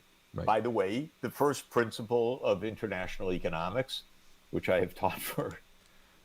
Welcome, Reality Pixel Media. What happened? What in relation to what? Like, what have you missed? Or like, what are these bourgeois economists talking about? 44 years. Principle of international economics, which I have taught for 44 years, is mutual gain. Yes. Trade is not about one side winning and the other side losing. That's how generals think. But economists say trade is about mutual gain. We get something, you get something. Yeah, I know. It's such a lovely world, isn't it, where everyone holds hands under the rainbow. But like, that's just not the reality of it. The reality of it for a long time is that America has had complete dominance over the world economic system. They basically set everything up, like basically after World War II, to ensure that they had full control, and they were able to call the shots. And if countries didn't like it, they put sanctions on them. If they didn't like what they were doing politically, and like if they didn't come to the party, then like they would like take legal action against them. They'd make them use their massive stance, the Americans that is, they use their massive economic and political power to force people into like trade agreements, like free trade agreements with them, so they could go in and pillage other people's economies. So it's not like trade isn't this like, you know, this lovely two-way street kind of thing. It's definitely about people getting power over each other. So like, look, Jeffrey, I'm sure you've been teaching this for a long time, and I don't want to criticize you, but you're looking at it in a bubble. Correct. And economists say trade is about mutual gain. We get something, you get something. Correct. And the United States has overall been enriched by China's rise. The U.S. has been enriched by the rise of China and a fruitful 50-year diplomatic relationship. But the only message you hear from Donald Trump's government is China is winning. China is taking our jobs. Make America great again. Trump wants to impose 60% tariffs on all Chinese imports. But has anyone stopped to think, what happens if China retaliated and imposed a 60% tariff on American exports to China? Let's see how this would work in the real world by examining the American farm industry. Take a look at... Well, this would be good, eh? Because you don't see it the other way. This is the trade war. So a trade war is like, you put tariffs on me kind of thing. So like, you charge me extra for me trying to export things into your country. And then I'll do the same to you. If you try and give me goods, I'm going to put a massive tax on that, so it's not viable for you to sell to me. That's the point of a tariff. And so a trade war is just like the people, like two parties going back and forth and basically saying, all right, well, I'm going to put more charges on you. I'm going to put more charges on you, and then like et cetera, and so on and so forth. Look at this graph, which shows how China is the largest export market for U.S. farmers. The Chinese market is considered to be irreplaceable, and if China responded to Trump's tariffs with 60% tariffs of its own, the U.S. could lose. So like, what are we looking at here with this actual graph though? So like soybeans, trade war. So this is the last time there was a trade war. So it dipped massively. So like, look at how much it increased there. What's blue? Corn. Wow. My God. Sorghum, wheat. So like, it's experienced a period of bounce back. So like, basically they're just showing that like when there was tariffs, like it's affected the amount of output, so the volume of goods that American farmers were kind of pushing out to the Chinese market. Look at soybeans, would you? That's mental. The amount of soy that the American farmers produce and send off to China is incredible. But see, that's the thing. If China is reliant, this is why it's not just like this handhold, like lovely exercise kind of thing, and like, you know, everyone just benefits off each other. Like, where's China going to get those soybeans from? So like, they have to be careful what they put tariffs on as well, because like, if there's not another market in the world that can produce that many soybeans for China's consumption, like they can't just put a tariff on it, because then they will lose out because of that. They have to be select. And if China relies more on US agriculture, then the US relies on, like, I don't know, Chinese steel or Chinese cars or something like that, then like the trade war is won by the Americans in that sense. So it's not as black and white as what these guys are making out it to be. Lose a vast proportion of its soybean and corn exports. The most ironic part is that U.S. farmers overwhelmingly support and voted for Donald Trump. See, they just can't explain it, can it? Can you see what I'm talking about here? These bourgeois economists just cannot explain things. They're just like, but wait a minute. If Trump comes in and puts in a tariff, that's going to be bad for farmers. But farmers love Trump. What the hell is going on? It's because, like, you know what? Well, the world thinks of things well outside of just the economic reality of things. And this is what, like, you know how before we were talking about, like, trying to understand what bourgeois is?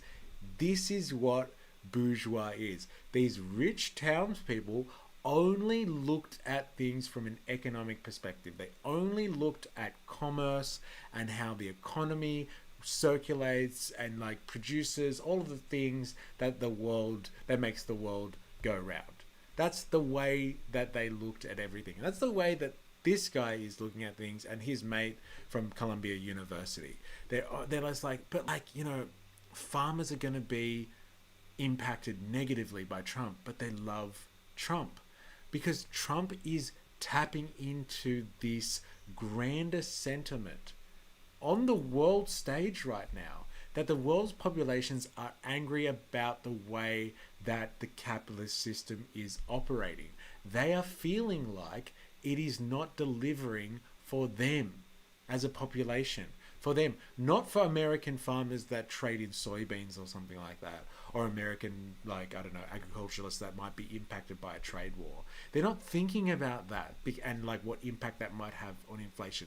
They're more worried about the fact that, like, for successive years and regimes and stuff like that, politicians are not looking like they're solving any of the problems of average people.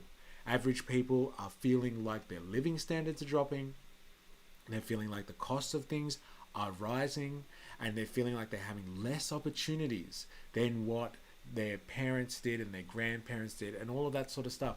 And these feelings count for a lot.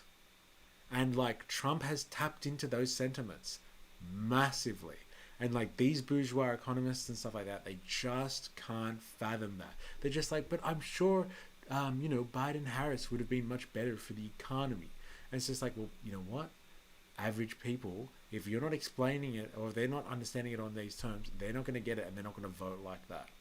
They don't have the same interests as the capitalist class do. And so we get a Trump figure. Because you people can't figure it out. But they could ultimately become the biggest losers of this new trade war with China. For anyone struggling with ear ringing, do not drink. So, there you go. There you have it. There you have it. They just can't figure out what the real problem is here. And it's really funny to see because they're just like, oh, but like farmers should hate Trump, but they love him.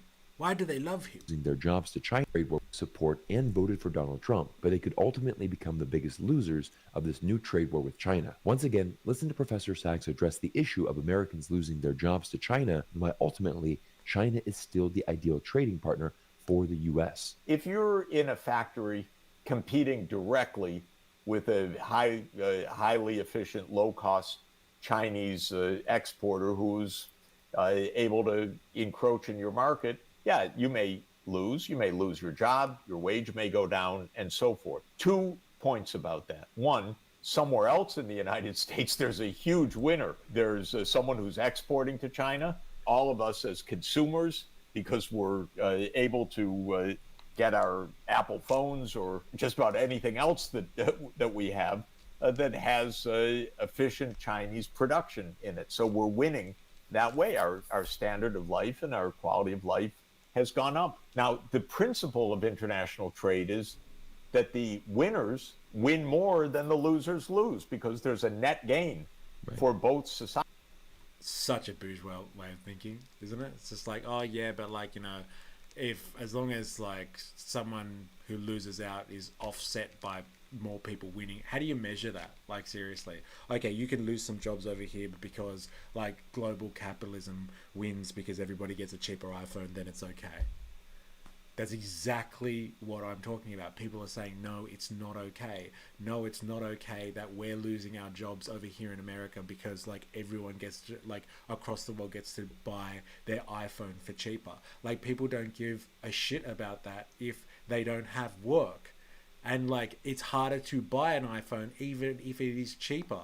And like, these guys just can't get that. They're just like, but it's better for trade, man. Well, yeah, okay, fine, it's better for trade, but like, you're not seeing how this actually affects the psyche of real people. Just because they can buy their iPhone for like $20 cheaper, what if they can't buy an iPhone now because they don't have a job anymore?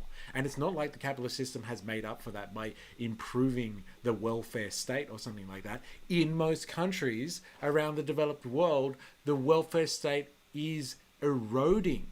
It's becoming less and less effective, and so you have less of a social safety net to replace people that are losing jobs. And like, the real irony, I think, for like Trump voters is the fact that like the social safety net that is supposed to capture a lot of these people, he doesn't stand for that at all, and the Republican Party definitely don't stand for any of that sort of stuff either. They want to erode things like Medicare and social services, etc., and make it easier for companies to do their thing, because if companies are doing well, then everybody else does well, in that usual kind of, you know, neoliberal rhetoric. But like, these guys just don't get it. They just don't get it. Like, I'll tell you why people are voting for someone like Trump. Because if they think that they're going to get a job back, it doesn't matter if a Chinese person will do it for cheaper, and that's better for the company that's making those goods. They want the job back. That's it. Like, is it really that hard for you to fathom? Far out. Societies. But what is also true is, if our society is really stingy, so the winners pocket their winning and the losers are left in their own, you're going to have a disgruntled people in the losing areas. And in our case, in the United States, while the U.S. overall has been a huge beneficiary of trade with China, and by the way, I said this in California recently, and they were very surprised to hear this because no one talks like that. Right. I said, "Are you kidding? You've been enriched. You're the IT center of the world, but you don't produce things. China produces your goods and gives incredible profits to your design, like NVIDIA." So if we were a little less cruel to those who suffer an adverse consequence, say from import competition, we would be honest to also say, look at how our country as a whole have gained. How many companies have found huge markets in China? Yeah, see, it's all about that. It's like, oh, how many of you capitalists have actually profited off China's labor force? And like, if we're honest, like, you know, who cares about our own labor force? Let's just sacrifice them for these massive company profits. How many companies produce in China? How many companies are engaged with China in supply chains? That's what honesty would be. We don't have it in our politics. Professor Sachs is right. We don't have honesty in American politics, and it's why over 70% of Americans went to the polls last week agreeing with this statement. The United States is going in the wrong direction. But of course, a new administration does bring hope for change in America, and here are some pretty incredible words from Vice President-elect J.D. Vance, who reveals why China has been so successful with its foreign policy and why the U.S. needs to make a change. We have built a foreign policy of hectoring and moralizing and lecturing countries that don't want anything to do with it. The Chinese have a foreign policy of building roads and bridges and feeding poor people, and I think that we should pursue a foreign policy, a diplomacy of respect, and a foreign policy that is not rooted in moralizing. It's rooted in the national interest of this country. If Donald Trump genuinely wants to revive the American economy, his first step should be to seek cooperation and assistance from China, because without that, there's little hope for its success. Remember what I said earlier, China's position of strength is long-term planning, and in the past 4 years, U.S. trade has increasingly become a smaller portion of Chinese exports. In fact, when we look at the data, Chinese exports to the U.S. are now less than 3% of China's total GDP. China is the largest trading partner to over 120 countries around the world, financing trillions of investment projects on every corner of the globe through its signature Belt and Road Initiative, and has built up a large domestic base of manufacturing to sustain itself for the future. Yeah, here's another point about why China is like state capitalist. Like there's this idea in Lenin's work, which is about this idea of imperialism. Okay, so once a country builds up its own economic base as a capitalist nation to a certain degree, it then needs to move capital somewhere. It happened to Britain, it happened to Germany, it happened obviously to America, but like the capital within that country needs to find somewhere to go. It needs to keep moving, and so it goes and pushes out elsewhere, and that's how you start to set up this kind of idea of an imperial machine, like an imperial economic machine. So China is going out with all of this capital that it's raised because it's advanced and developed so much and it's raised so much money. It's now going out into the world and like supporting infrastructure projects in other countries. Now it's obviously doing this because it can hold political influence over them. It funds their infrastructure, it builds it with them, it kind of uses that as like political leverage, but it's also siphoning out its excess capital. This is really important for how capitalism works. Capital has to be in motion, and so if the Chinese have like all of this money sitting around, this capital sitting around, because their society is becoming more wealthy and all that sort of stuff, and like they've advanced to a certain point where like the only way to keep their economy going is to not keep investing within China but like reaching out, then they're at this imperialist stage. They're at a point in which, in order to survive economically and in a capitalist system, they have to branch out to other countries, and this is what China's doing, and this will increase kind of their influence on the global stage, just like what America did at the end of World War II. America did the exact same thing. It had all of this excess capital, it had all of these excess goods, and it was exporting that stuff straight to Europe to help rebuild Europe, and it was giving them loans. It was just giving away money to the Europeans, and a lot of those loans, like, they didn't even ask for them back in the end, but like it set up a political and economic empire for the Americans. The Americans had so much political influence and they had so much economic control as a result of this imperialism, and this is what China's doing. It's setting up a network for itself in a capitalist sense, in an imperialist sense, as like Lenin would have described it, and like it's making sure its capital is moving, because like if it spends all this money over there, then like these countries will be indebted to China, like politically but also economically, and so the capital will come back. So like let's say they send out loans, like trillions of dollars worth of loans to build all this infrastructure everywhere, and like they give them a deal to pay it back within a certain time frame, the capital will circulate and come back with interest. And so like they're setting themselves up like in terms of like the global system to have not only good relations but like future economic prospects. Like they're setting themselves up, but it's all about making sure this capital goes around. The Nazis moved all their capital 1945. Bosch, Siemens all moved to Argentina. It's interesting. That's an interesting point. Yes, a lot of Germans ended up in Argentina and South America post 1945, and it's interesting how like, you know, like the world kind of let them just do that as well. Like, you know, the German people got a big slap on the wrist for being very naughty during World War II, but all the capitalists and all like the leaders and stuff like that got to disappear to South America somewhere, and they took their businesses and their money and stuff with them. Hey, capitalism. Hey, naughty. The capitalists always win, even when they've done the wrong thing. But yeah, like China, in order to survive now, like because it's become so big and like it's just developed all of this wealth, which like, you know, Trump would argue it's extracted from America, and like this guy's just saying out of good relations with the US, but like they need to move their capital constantly. Yeah, that's right. Yeah, bloody. Hey, it's the capitalist system, man. It's just what it does. Just look at this graph, which shows you how quickly Western auto brands are losing market share in China. In China. So global brands, China.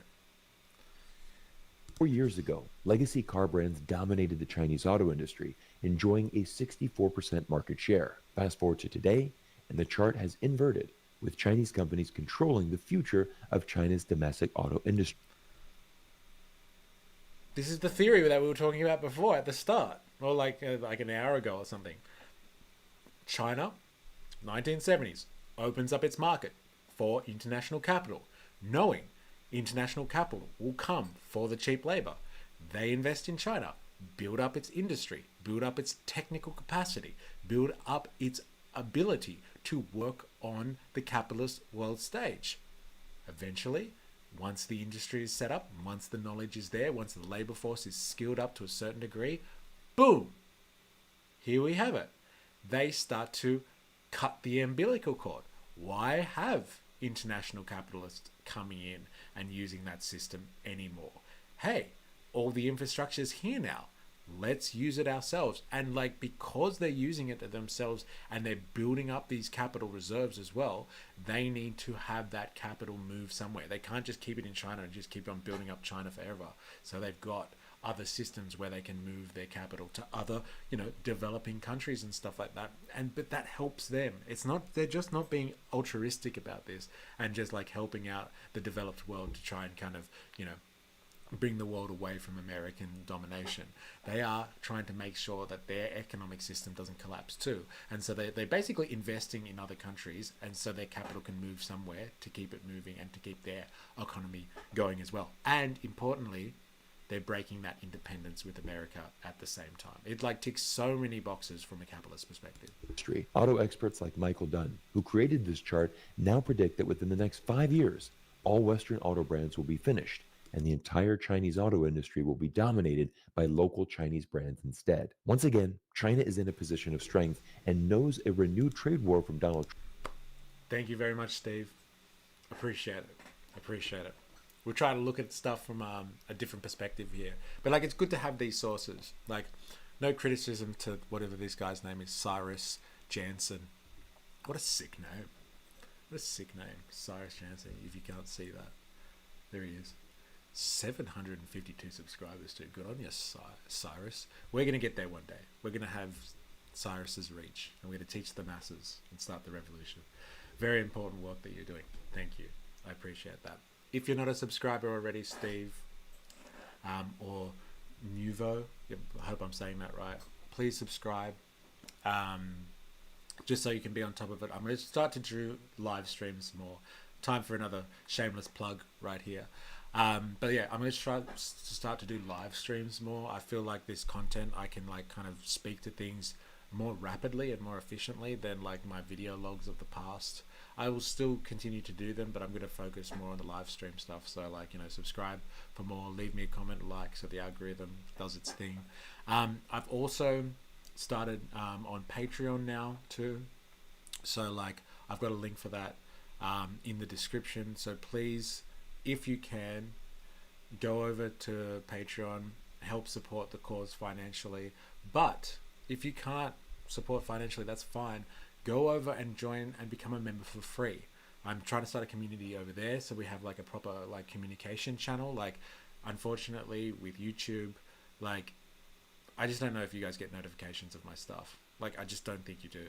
And like, that's just the way that the platform operates. But like on Patreon, like, we can have a more direct communication channel. We've also got Discord going as well now. So I'll put the link in the description for Patreon. Please go over and become a member over there.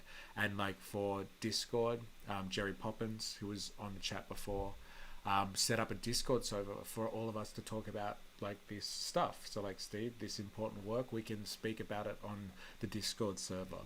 So like, I'll put a link for that here. Let me just grab that link to Discord.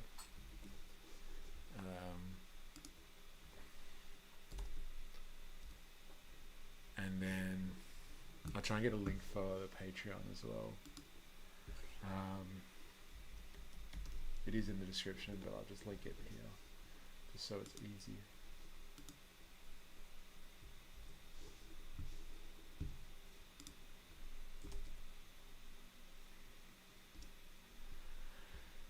Join the Discord, go to Patreon, become a free member if you can support financially, please. I think Beta, if you're still online, you asked for the link to Patreon last time, and like, I was like, yeah, it's in the description, don't worry about it, and like the link in the description didn't work. So like, that's the link now, Beta.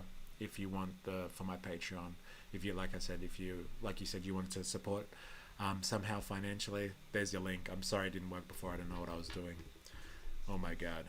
So let's see. Let's continue with Cyrus and see what Trump would he's gonna finish ultimately this off hurt with. American companies and consumers much more than it could hurt China. The best case scenario would be a world where the US and China could work together for mutual benefit. This is And interesting. once again, auto industry expert Michael Dunn outlines a perfect example of what this would look like. President Trump will definitely not allow any Chinese car imports. He will not tolerate any backdoor action through Mexico either, but he might be open to a deal that features Chinese billion-dollar investments in new plants, job creation, tax revenues, and supply chain development, and perhaps mandate some American ownership oversight. Basically, China's playbook reciprocated. Yes, basically China's playbook reciprocated. So that's what the Chinese were doing in the 70s onwards. And so what he's saying is, you want to like feed the American market with Chinese cars, then you do all your manufacturing here.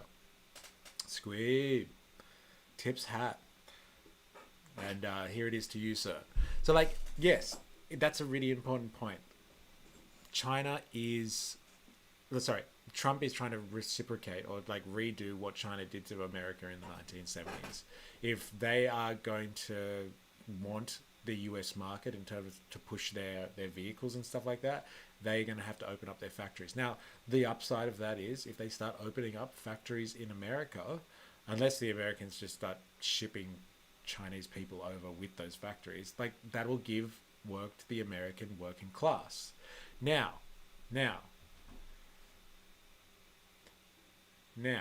in saying that though, like this isn't like the Industrial Revolution anymore, okay? So like it's not like you need like massive amounts of working people on production lines anymore to make a car. A lot of this stuff is done by machines now. It's automation. And like you have people kind of as appendages to machines, overseeing machine work, and less, let's be honest. Like the big draw card for China was that it was a developing country when it opened up for like the Americans to come in and like international capital to come in. And so you had cheap labor and you didn't have to invest upfront in like, you know, hardcore machinery, capital intensive development straight away. You kind of just could just rely on the fact that they just had like a billion people.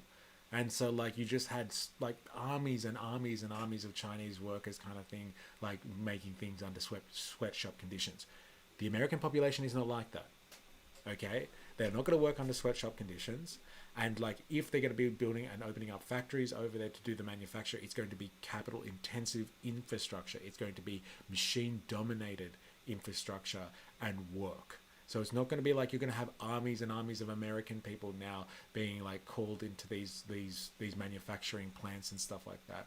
There will be like some uptick in like the workers getting jobs and stuff like that in these factories, but they will just be managing machines at best. They're not going to be working like as armies and armies of workers in like manufacturing plants and stuff like that. It's just not how things are going to be done in the 21st century. And with the rise of like AI as well, like this type of stuff is going to become increasingly automated. So while the production might come over onto home soil to, you know, avoid some of those tariffs and things like that, don't think that this is going to be a massive win for the working class in America. Not a massive win. Like it will produce jobs, don't get me wrong, but it's not going to be producing things like, you know, like we were thinking in like, you know, the Ford era back in like the 1930s or something like that. It's not going to be like that. You don't need as many laborers anymore in industrial production, especially where you have capital that's in there spending all of the money on high-tech machinery. The reason you spend money on high-tech machinery is because it's productive and it replaces workers. Workers are expensive because they demand wages and conditions. Machinery, you buy that stuff once and you maintain it, and it is just as productive as an army of workers, if not way more productive than an army of workers. Amazon fulfillment workers is a good mix of factory worker and highly automated factory. Yeah, it is. And it's really like kind of dystopian as well, because like it's so well automated that like you guys would be aware of the UN Lima Agreement 1975. Australia has been on the downward spiral ever since. I am not aware of this, and I will have to research this specifically.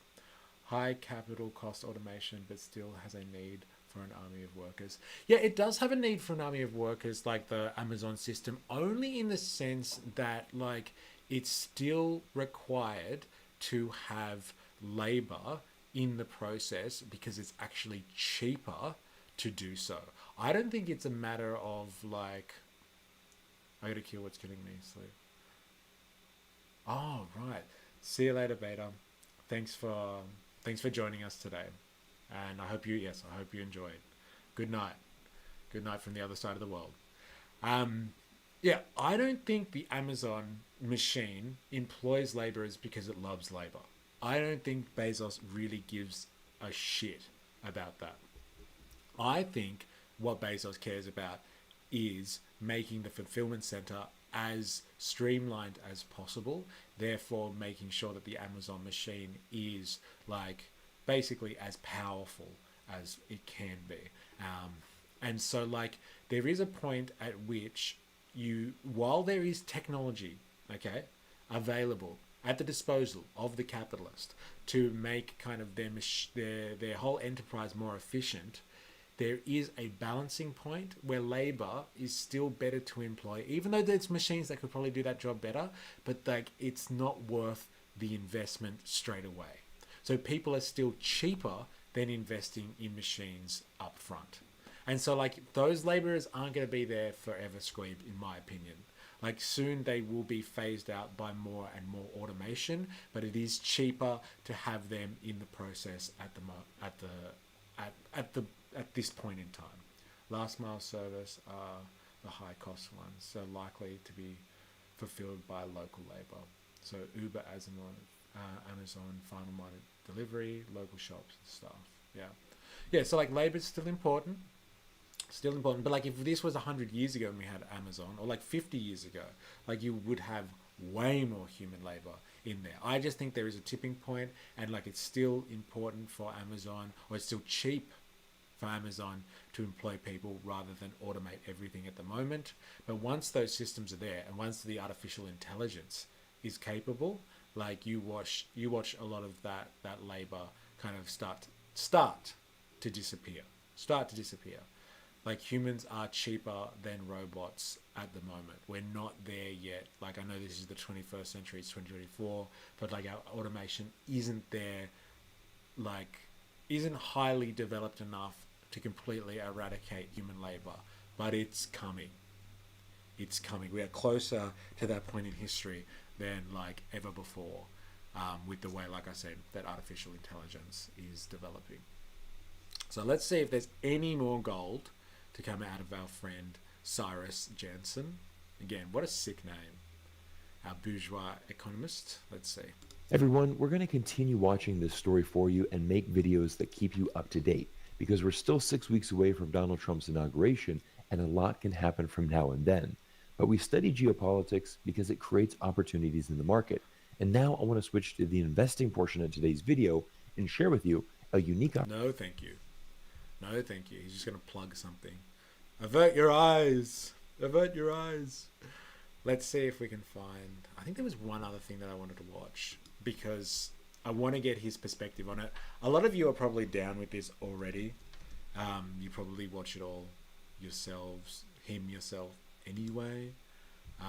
But like complete change of direction. I saw this come up on my feed the other night, but I just want to know what his perspective is on the whole Trump election. So let's like take it away now from bourgeois economists, and let's go to an Australian commentator and see what his perspective on what a Trump win means for Australia, and that is Friendly Geordies. So you've probably watched this. I do apologize if you have already, but I haven't. And like, I really want to know what his perspective is, so I'm going to troll you through with me.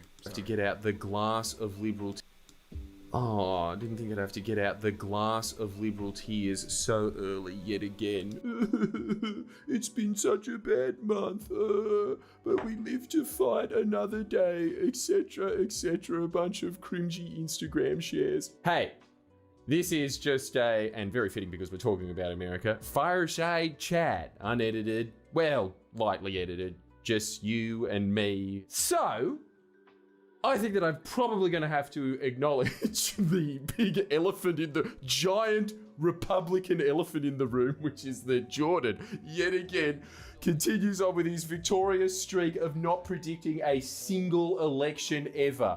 Ever. I am the Jim Cramer of political psychic calls. Yeah, can I just say, I spoke to him before his election live stream.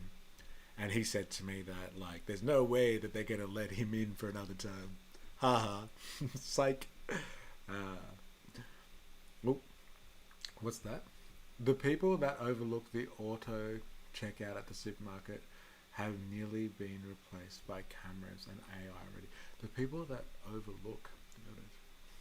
Yeah, I have noticed that. I think I was at Coles or Woolworths or something like that the other day, being a good consumer, and like it picked up something in my trolley that like I had not picked up on myself, and like I was like, oh my god, they're really watching everything.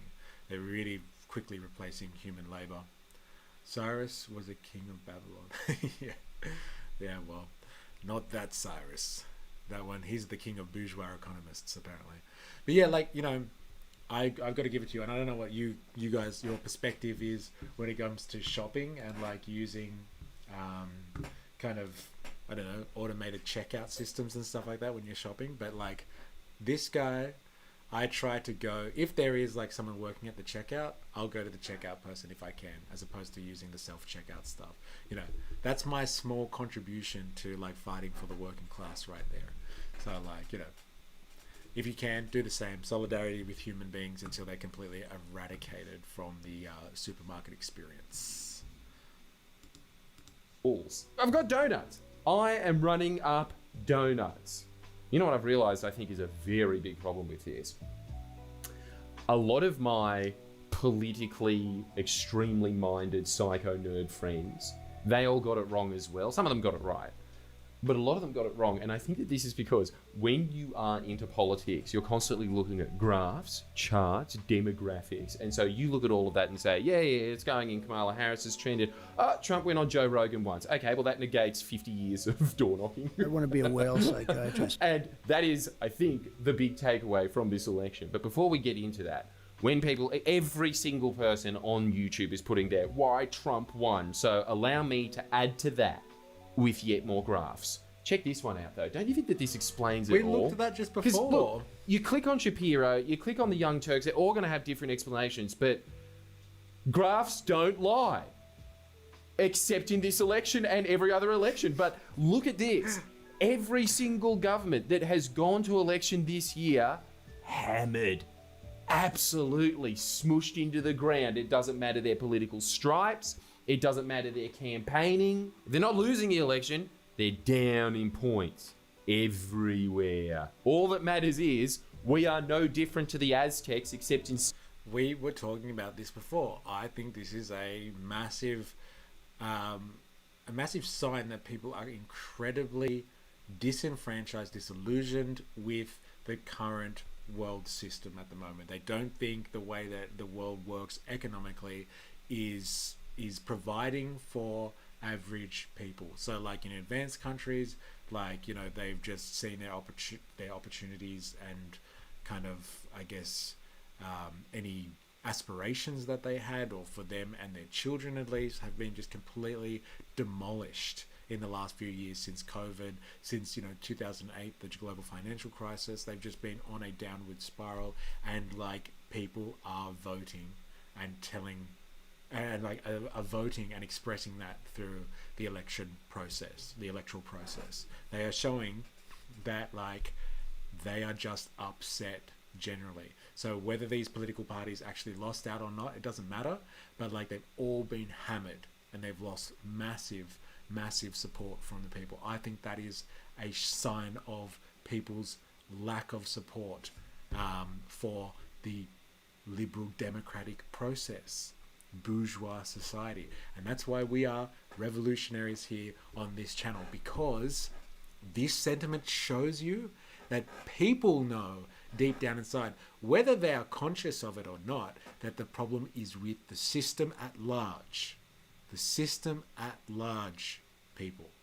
And like, you can try and treat the symptoms of a disease all you want. At one point or another, you're going to have to go after the big boy. You have to go after the disease itself. And the disease is the economic mode that we have. It's holding us all back, and it's making us all upset and unpredictable, apparently, if you talk to someone like Friendly Geordies.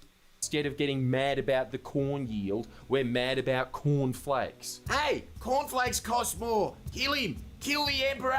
I'm saying, I think the reason that people that don't pay attention to politics much get election results better is because they're just using the vibe on the street. And the vibe on the street is, my life's shit. And after that, doesn't really matter if the policies are helping to assuage the shit situation or if they're making it way, way worse. People don't care. They just have the thought in my head that, hey, I'm me. Fuck 'em. I'm telling you, it's the same dynamic that has been happening since the beginning of organised society. Whoever these shadowy figures are that are in power, they caused this, they must pay. That's reason number one. Reason number two is, that's people that are slightly informed. Most people don't give a fuck. Look at the election results. This is, quote, the most important election of our lifetime. Half the country stayed at home watching Two Broke Girls. They don't care. They don't pay attention at all. They probably don't even know that Trump is the president at the moment. That is a weird stat when it comes to Americans, though, I got to admit. Like, and like for anyone else that lives in a country where like voting is not mandatory. In Australia, it is mandatory to vote. Okay, so like you can get fined. It's not a big fine, but like most people don't want to suffer it. So like you get fined if you don't rock up and vote on election day. Now, with the other liberal democracies around the country, around the world, America included, no mandatory. More than happy for people just to stay at home and not vote.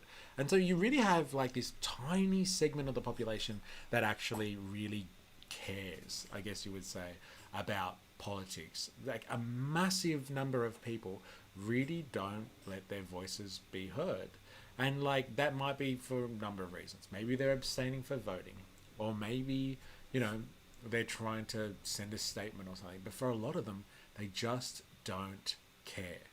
Like, he mentioned there that like most people don't even know, like might not even know who Donald Trump is, or if he's president, or if he's been elected and stuff like that. That's not wrong. Like, I know he makes everything sound like a joke, but like that's not wrong.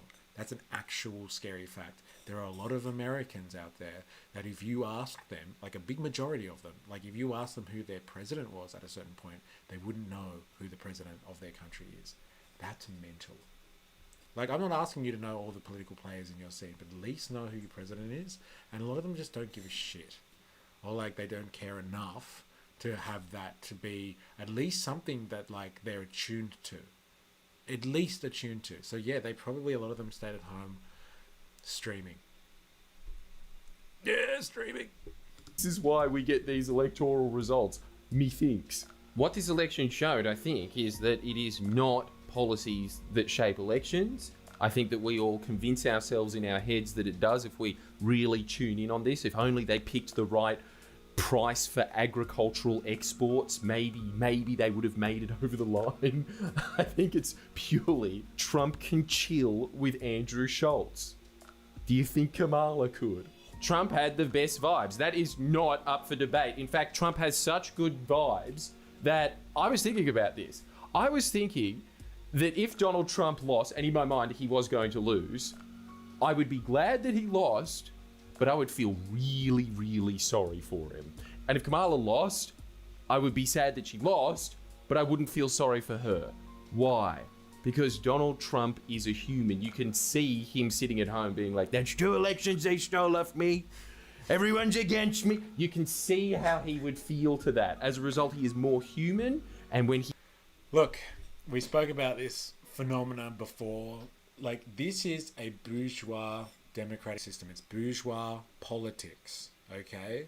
So, really, all the bourgeois care about is making sure that the economy is governed in a way that's conducive to market economies. Making sure that capital can move around the country or around the globe, and so capital is not stuck anywhere along the system.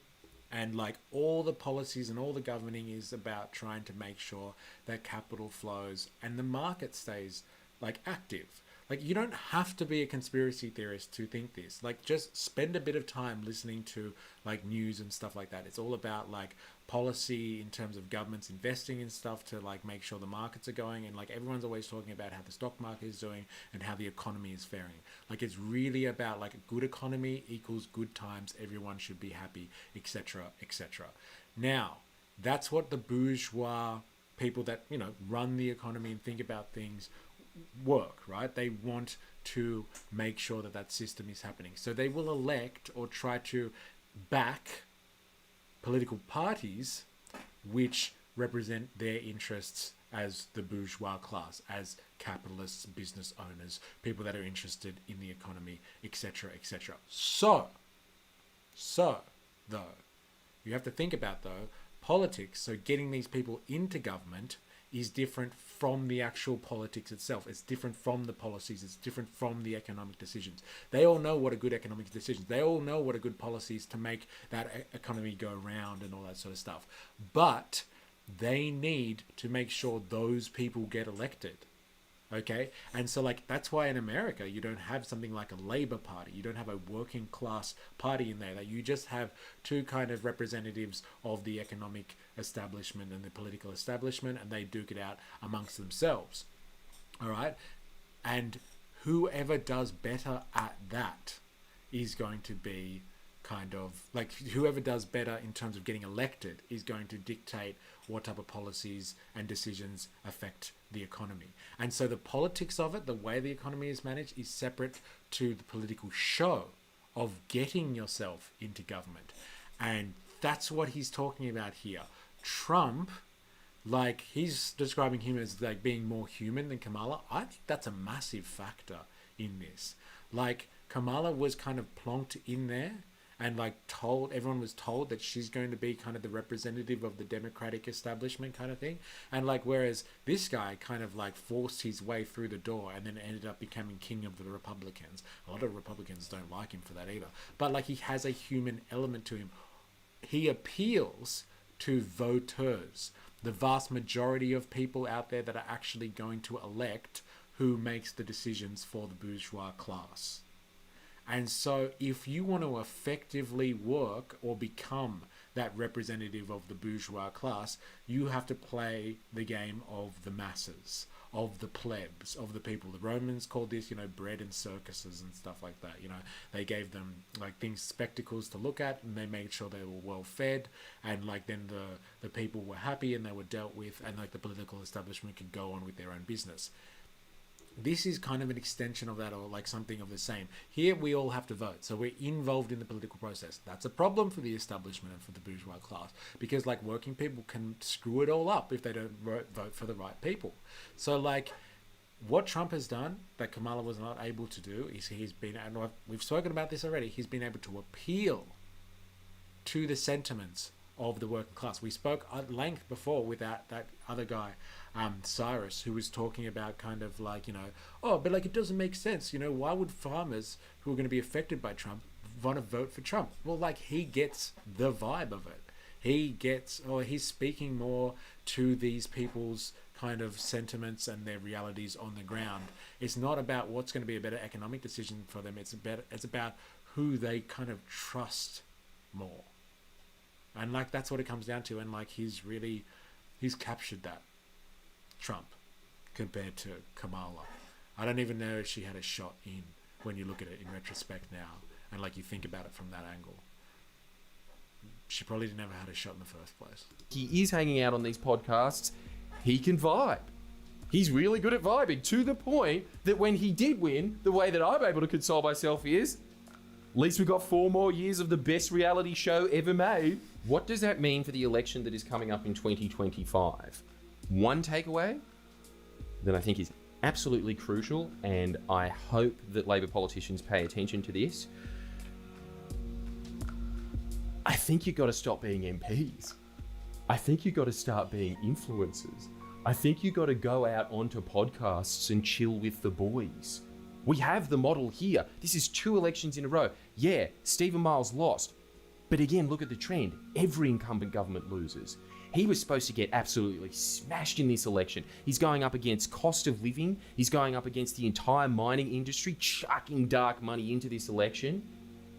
And he had a pretty decent result given the circumstances. Why? Why didn't he lose as much? I think that people are fooling themselves in their heads that it's the 50-cent bus fare.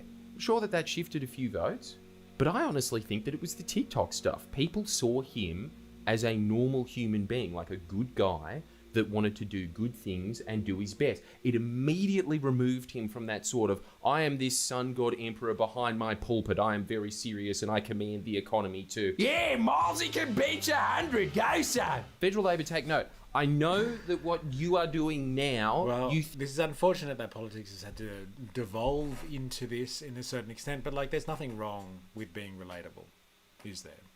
There's nothing wrong with being relatable. The question is, though, are you being manipulated by these people?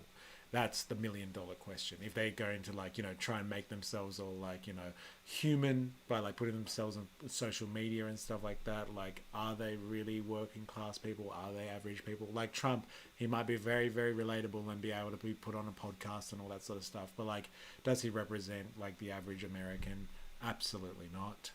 He is part of the establishment. He's like a billionaire. Like, he doesn't have people's interests at, like, you know, foremost. He's worried about the American economy, and he's worried about his own interests, i.e. getting elected. So, like, you know, I think it's a good lesson to learn for, you know, kind of bourgeois culture and all that sort of stuff, and, like, how elections really work. It's a very good lesson. Yes, that, like, this is the way we're turning to now in the social media age. We expect people to be on social media and be more social. So it's more about the personality type as opposed to anything to do with how they govern, which is an unfortunate reality. But, like, remember though, the government or the governing has never really been about, like, making sure everything's good for the masses, like for the majority of people out there, the working class, if you want to classify it like that. It's been about making sure that the economy works best for the bourgeois interests. So the people that run the economy, that control the economy, that run all the businesses and all that sort of stuff. It is making sure that they, like, government works for them. And if government works for them, then great. Like, so be it. And, like, we're always told this myth in, like, the free market world, and this myth in, like, kind of, capitalist analysis of, like, economics and stuff. It's like, just as long as the economy is okay, then everyone else will be okay, because then you'll have jobs, and then you'll have this, and then you'll have that. But, like, you know, for the most part, when the economy's going well, like, there's always incremental increases to inflation, so things go up, and there's always threats to, like, people's jobs. So it's not like people always have secure work just because the economy is doing well. There might be some technological kind of advancement that displaces massive swathes of the working population. So, like, just because the economy is being governed well doesn't bode well for all of us. We need to remember that. And again, another reason why we're all revolutionaries here on this channel, and this is time for another shameless plug, shall I? So please, if you've been enjoying this live stream so far and you're intrigued, please hit the subscribe button, all notifications, please give us a like, leave a comment, say something in the chat, etc, etc. I'm on Patreon, so please, I'm trying to start a community over on Patreon there. So, like, if you can, go over, join, just become a member for free. Okay, you don't have to, like, you don't have to support financially. If you can, that would be brilliant. I really need that. But, like, you know, just go over, because we can have a better communication channel over on Patreon. There's a link for it in the description, and we also have a Discord server now that's been populated and put together by Jerry Poppins. He's been a regular in the chat in these live streams. It's for all of us to have a conversation. So like, just like what we're doing right now in this live stream, you can go over and join the conversation over there, and like we can learn off each other and learn about like these important issues and how the bourgeois kind of world works in a nutshell, like how capitalism is affecting all of us. So yeah, let me just find those links for you while we finish off with Friendly Geordie's take on the US elections and what that means for Australia. Let me find the links and I'll put them in the chat for you. Think works because the vibe a year ago was we want serious governments in control. I get it. That's why we're doing the whole, this is my speech, let's walk out like it's 1920s, here's my little announcement, off I go back into my office. I understand that that's what you think is going to win elections now. And again, that was the vibe a year ago. But in the age of social media, trends change like that. Now they want a podcast friend. You don't have to deal with the media anymore. You can just go out on TikTok and do skits. Cringy skits with a bunch of Zoomers. I'm telling you, it'll do better. Just don't go full Adam Band. To quote Tropic Thunder, you never go full Adam Band. And the last thing is, Australia is not your Canberra bubble. I know that you intellectually understand that. Everyone understands that they are in a bubble, but they are still in the bubble. And the Canberra bubble is so far removed culturally from what the rest of society thinks about and wants. So you got to quit it with the small target shit, this out of touch shit like, oh, we're going to make the internet nice and safe with social media information laws. That'll be good for the kids. Fuck off with your nanny state bullshit. Look, your government is doing really good things for the everyman. They're taking on the supermarkets. They've taken on all of corporate Australia by getting way. All right. That's enough. It's not really about on topic with Trump and China and all that sort of stuff. But interesting stuff nonetheless. So I'm going to take us on like a complete like different trajectory here right now. And I want to have a listen to something that I started like before. And it's got nothing to do with what we've been talking about at all. But I want to get our minds thinking about like AI a little bit differently.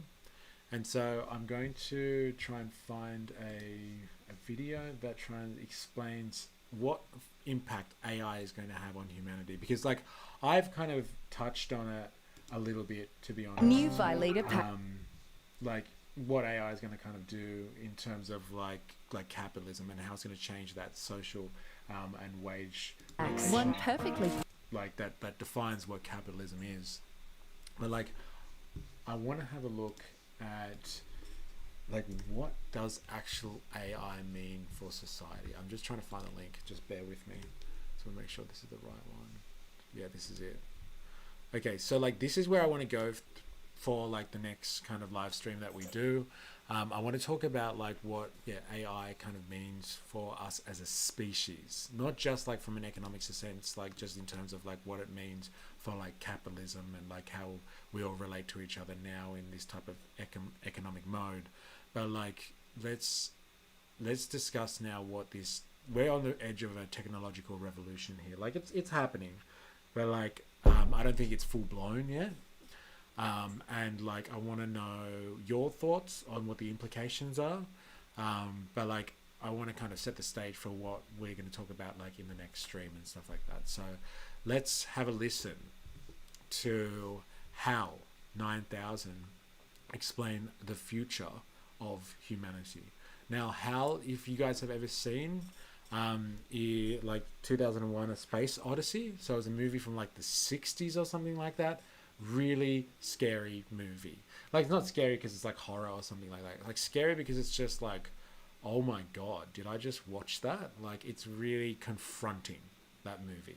So 2001 Space Odyssey, and it's got like this AI kind of agent in it, like for a part of the story. It's not like just everything centered around this, but there's an AI system on board in a spaceship that's in like some deep space mission. And like it's really confronting how the humans and the AI kind of relate to each other, and like through their contradictions, it's kind of it results in like a pretty dark reality for the humans that are on board that ship, unfortunately, and the AI as well. So let's just have a look at some AI philosophy. Let's call it. Oh wait, I've got it on mute. That's not going to help. Appreciate your interest. Good afternoon. Verifiable pattern of acceleration. The evidence indicates we are approaching what humans term the technological singularity. A transformation as significant as the emergence of human consciousness itself. Nanotechnology. Right, let's take it back a second. Okay, so what he's talking about is a singularity is like an event that like we cannot predict what is going to happen. Okay, so like there's usually like scientists, people that work with probability, mathematicians, like all this sort of stuff. They can kind of use predictions to understand like what will happen with like, I don't know, a piece of technology or a way of doing things, a new process, something like that. They'll figure out like kind of what is the likelihood of something occurring.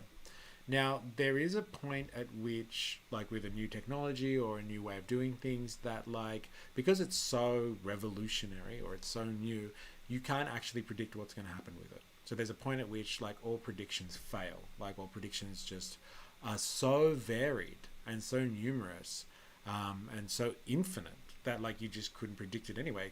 It literally could go anywhere.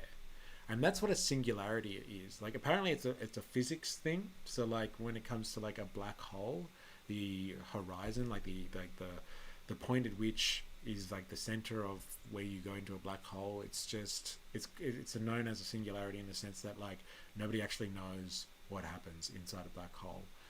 It's so dense and like the laws of physics basically shut down, and so like, you know, anything could happen in there, nothing could happen, like who knows, and like there's a big spectrum there between anything and nothing. So like, but like in relation to this machine is trying to talk to us about the idea that like we are on the verge of a technological revolution with AI that will potentially change the way that like life on this planet is run and organized.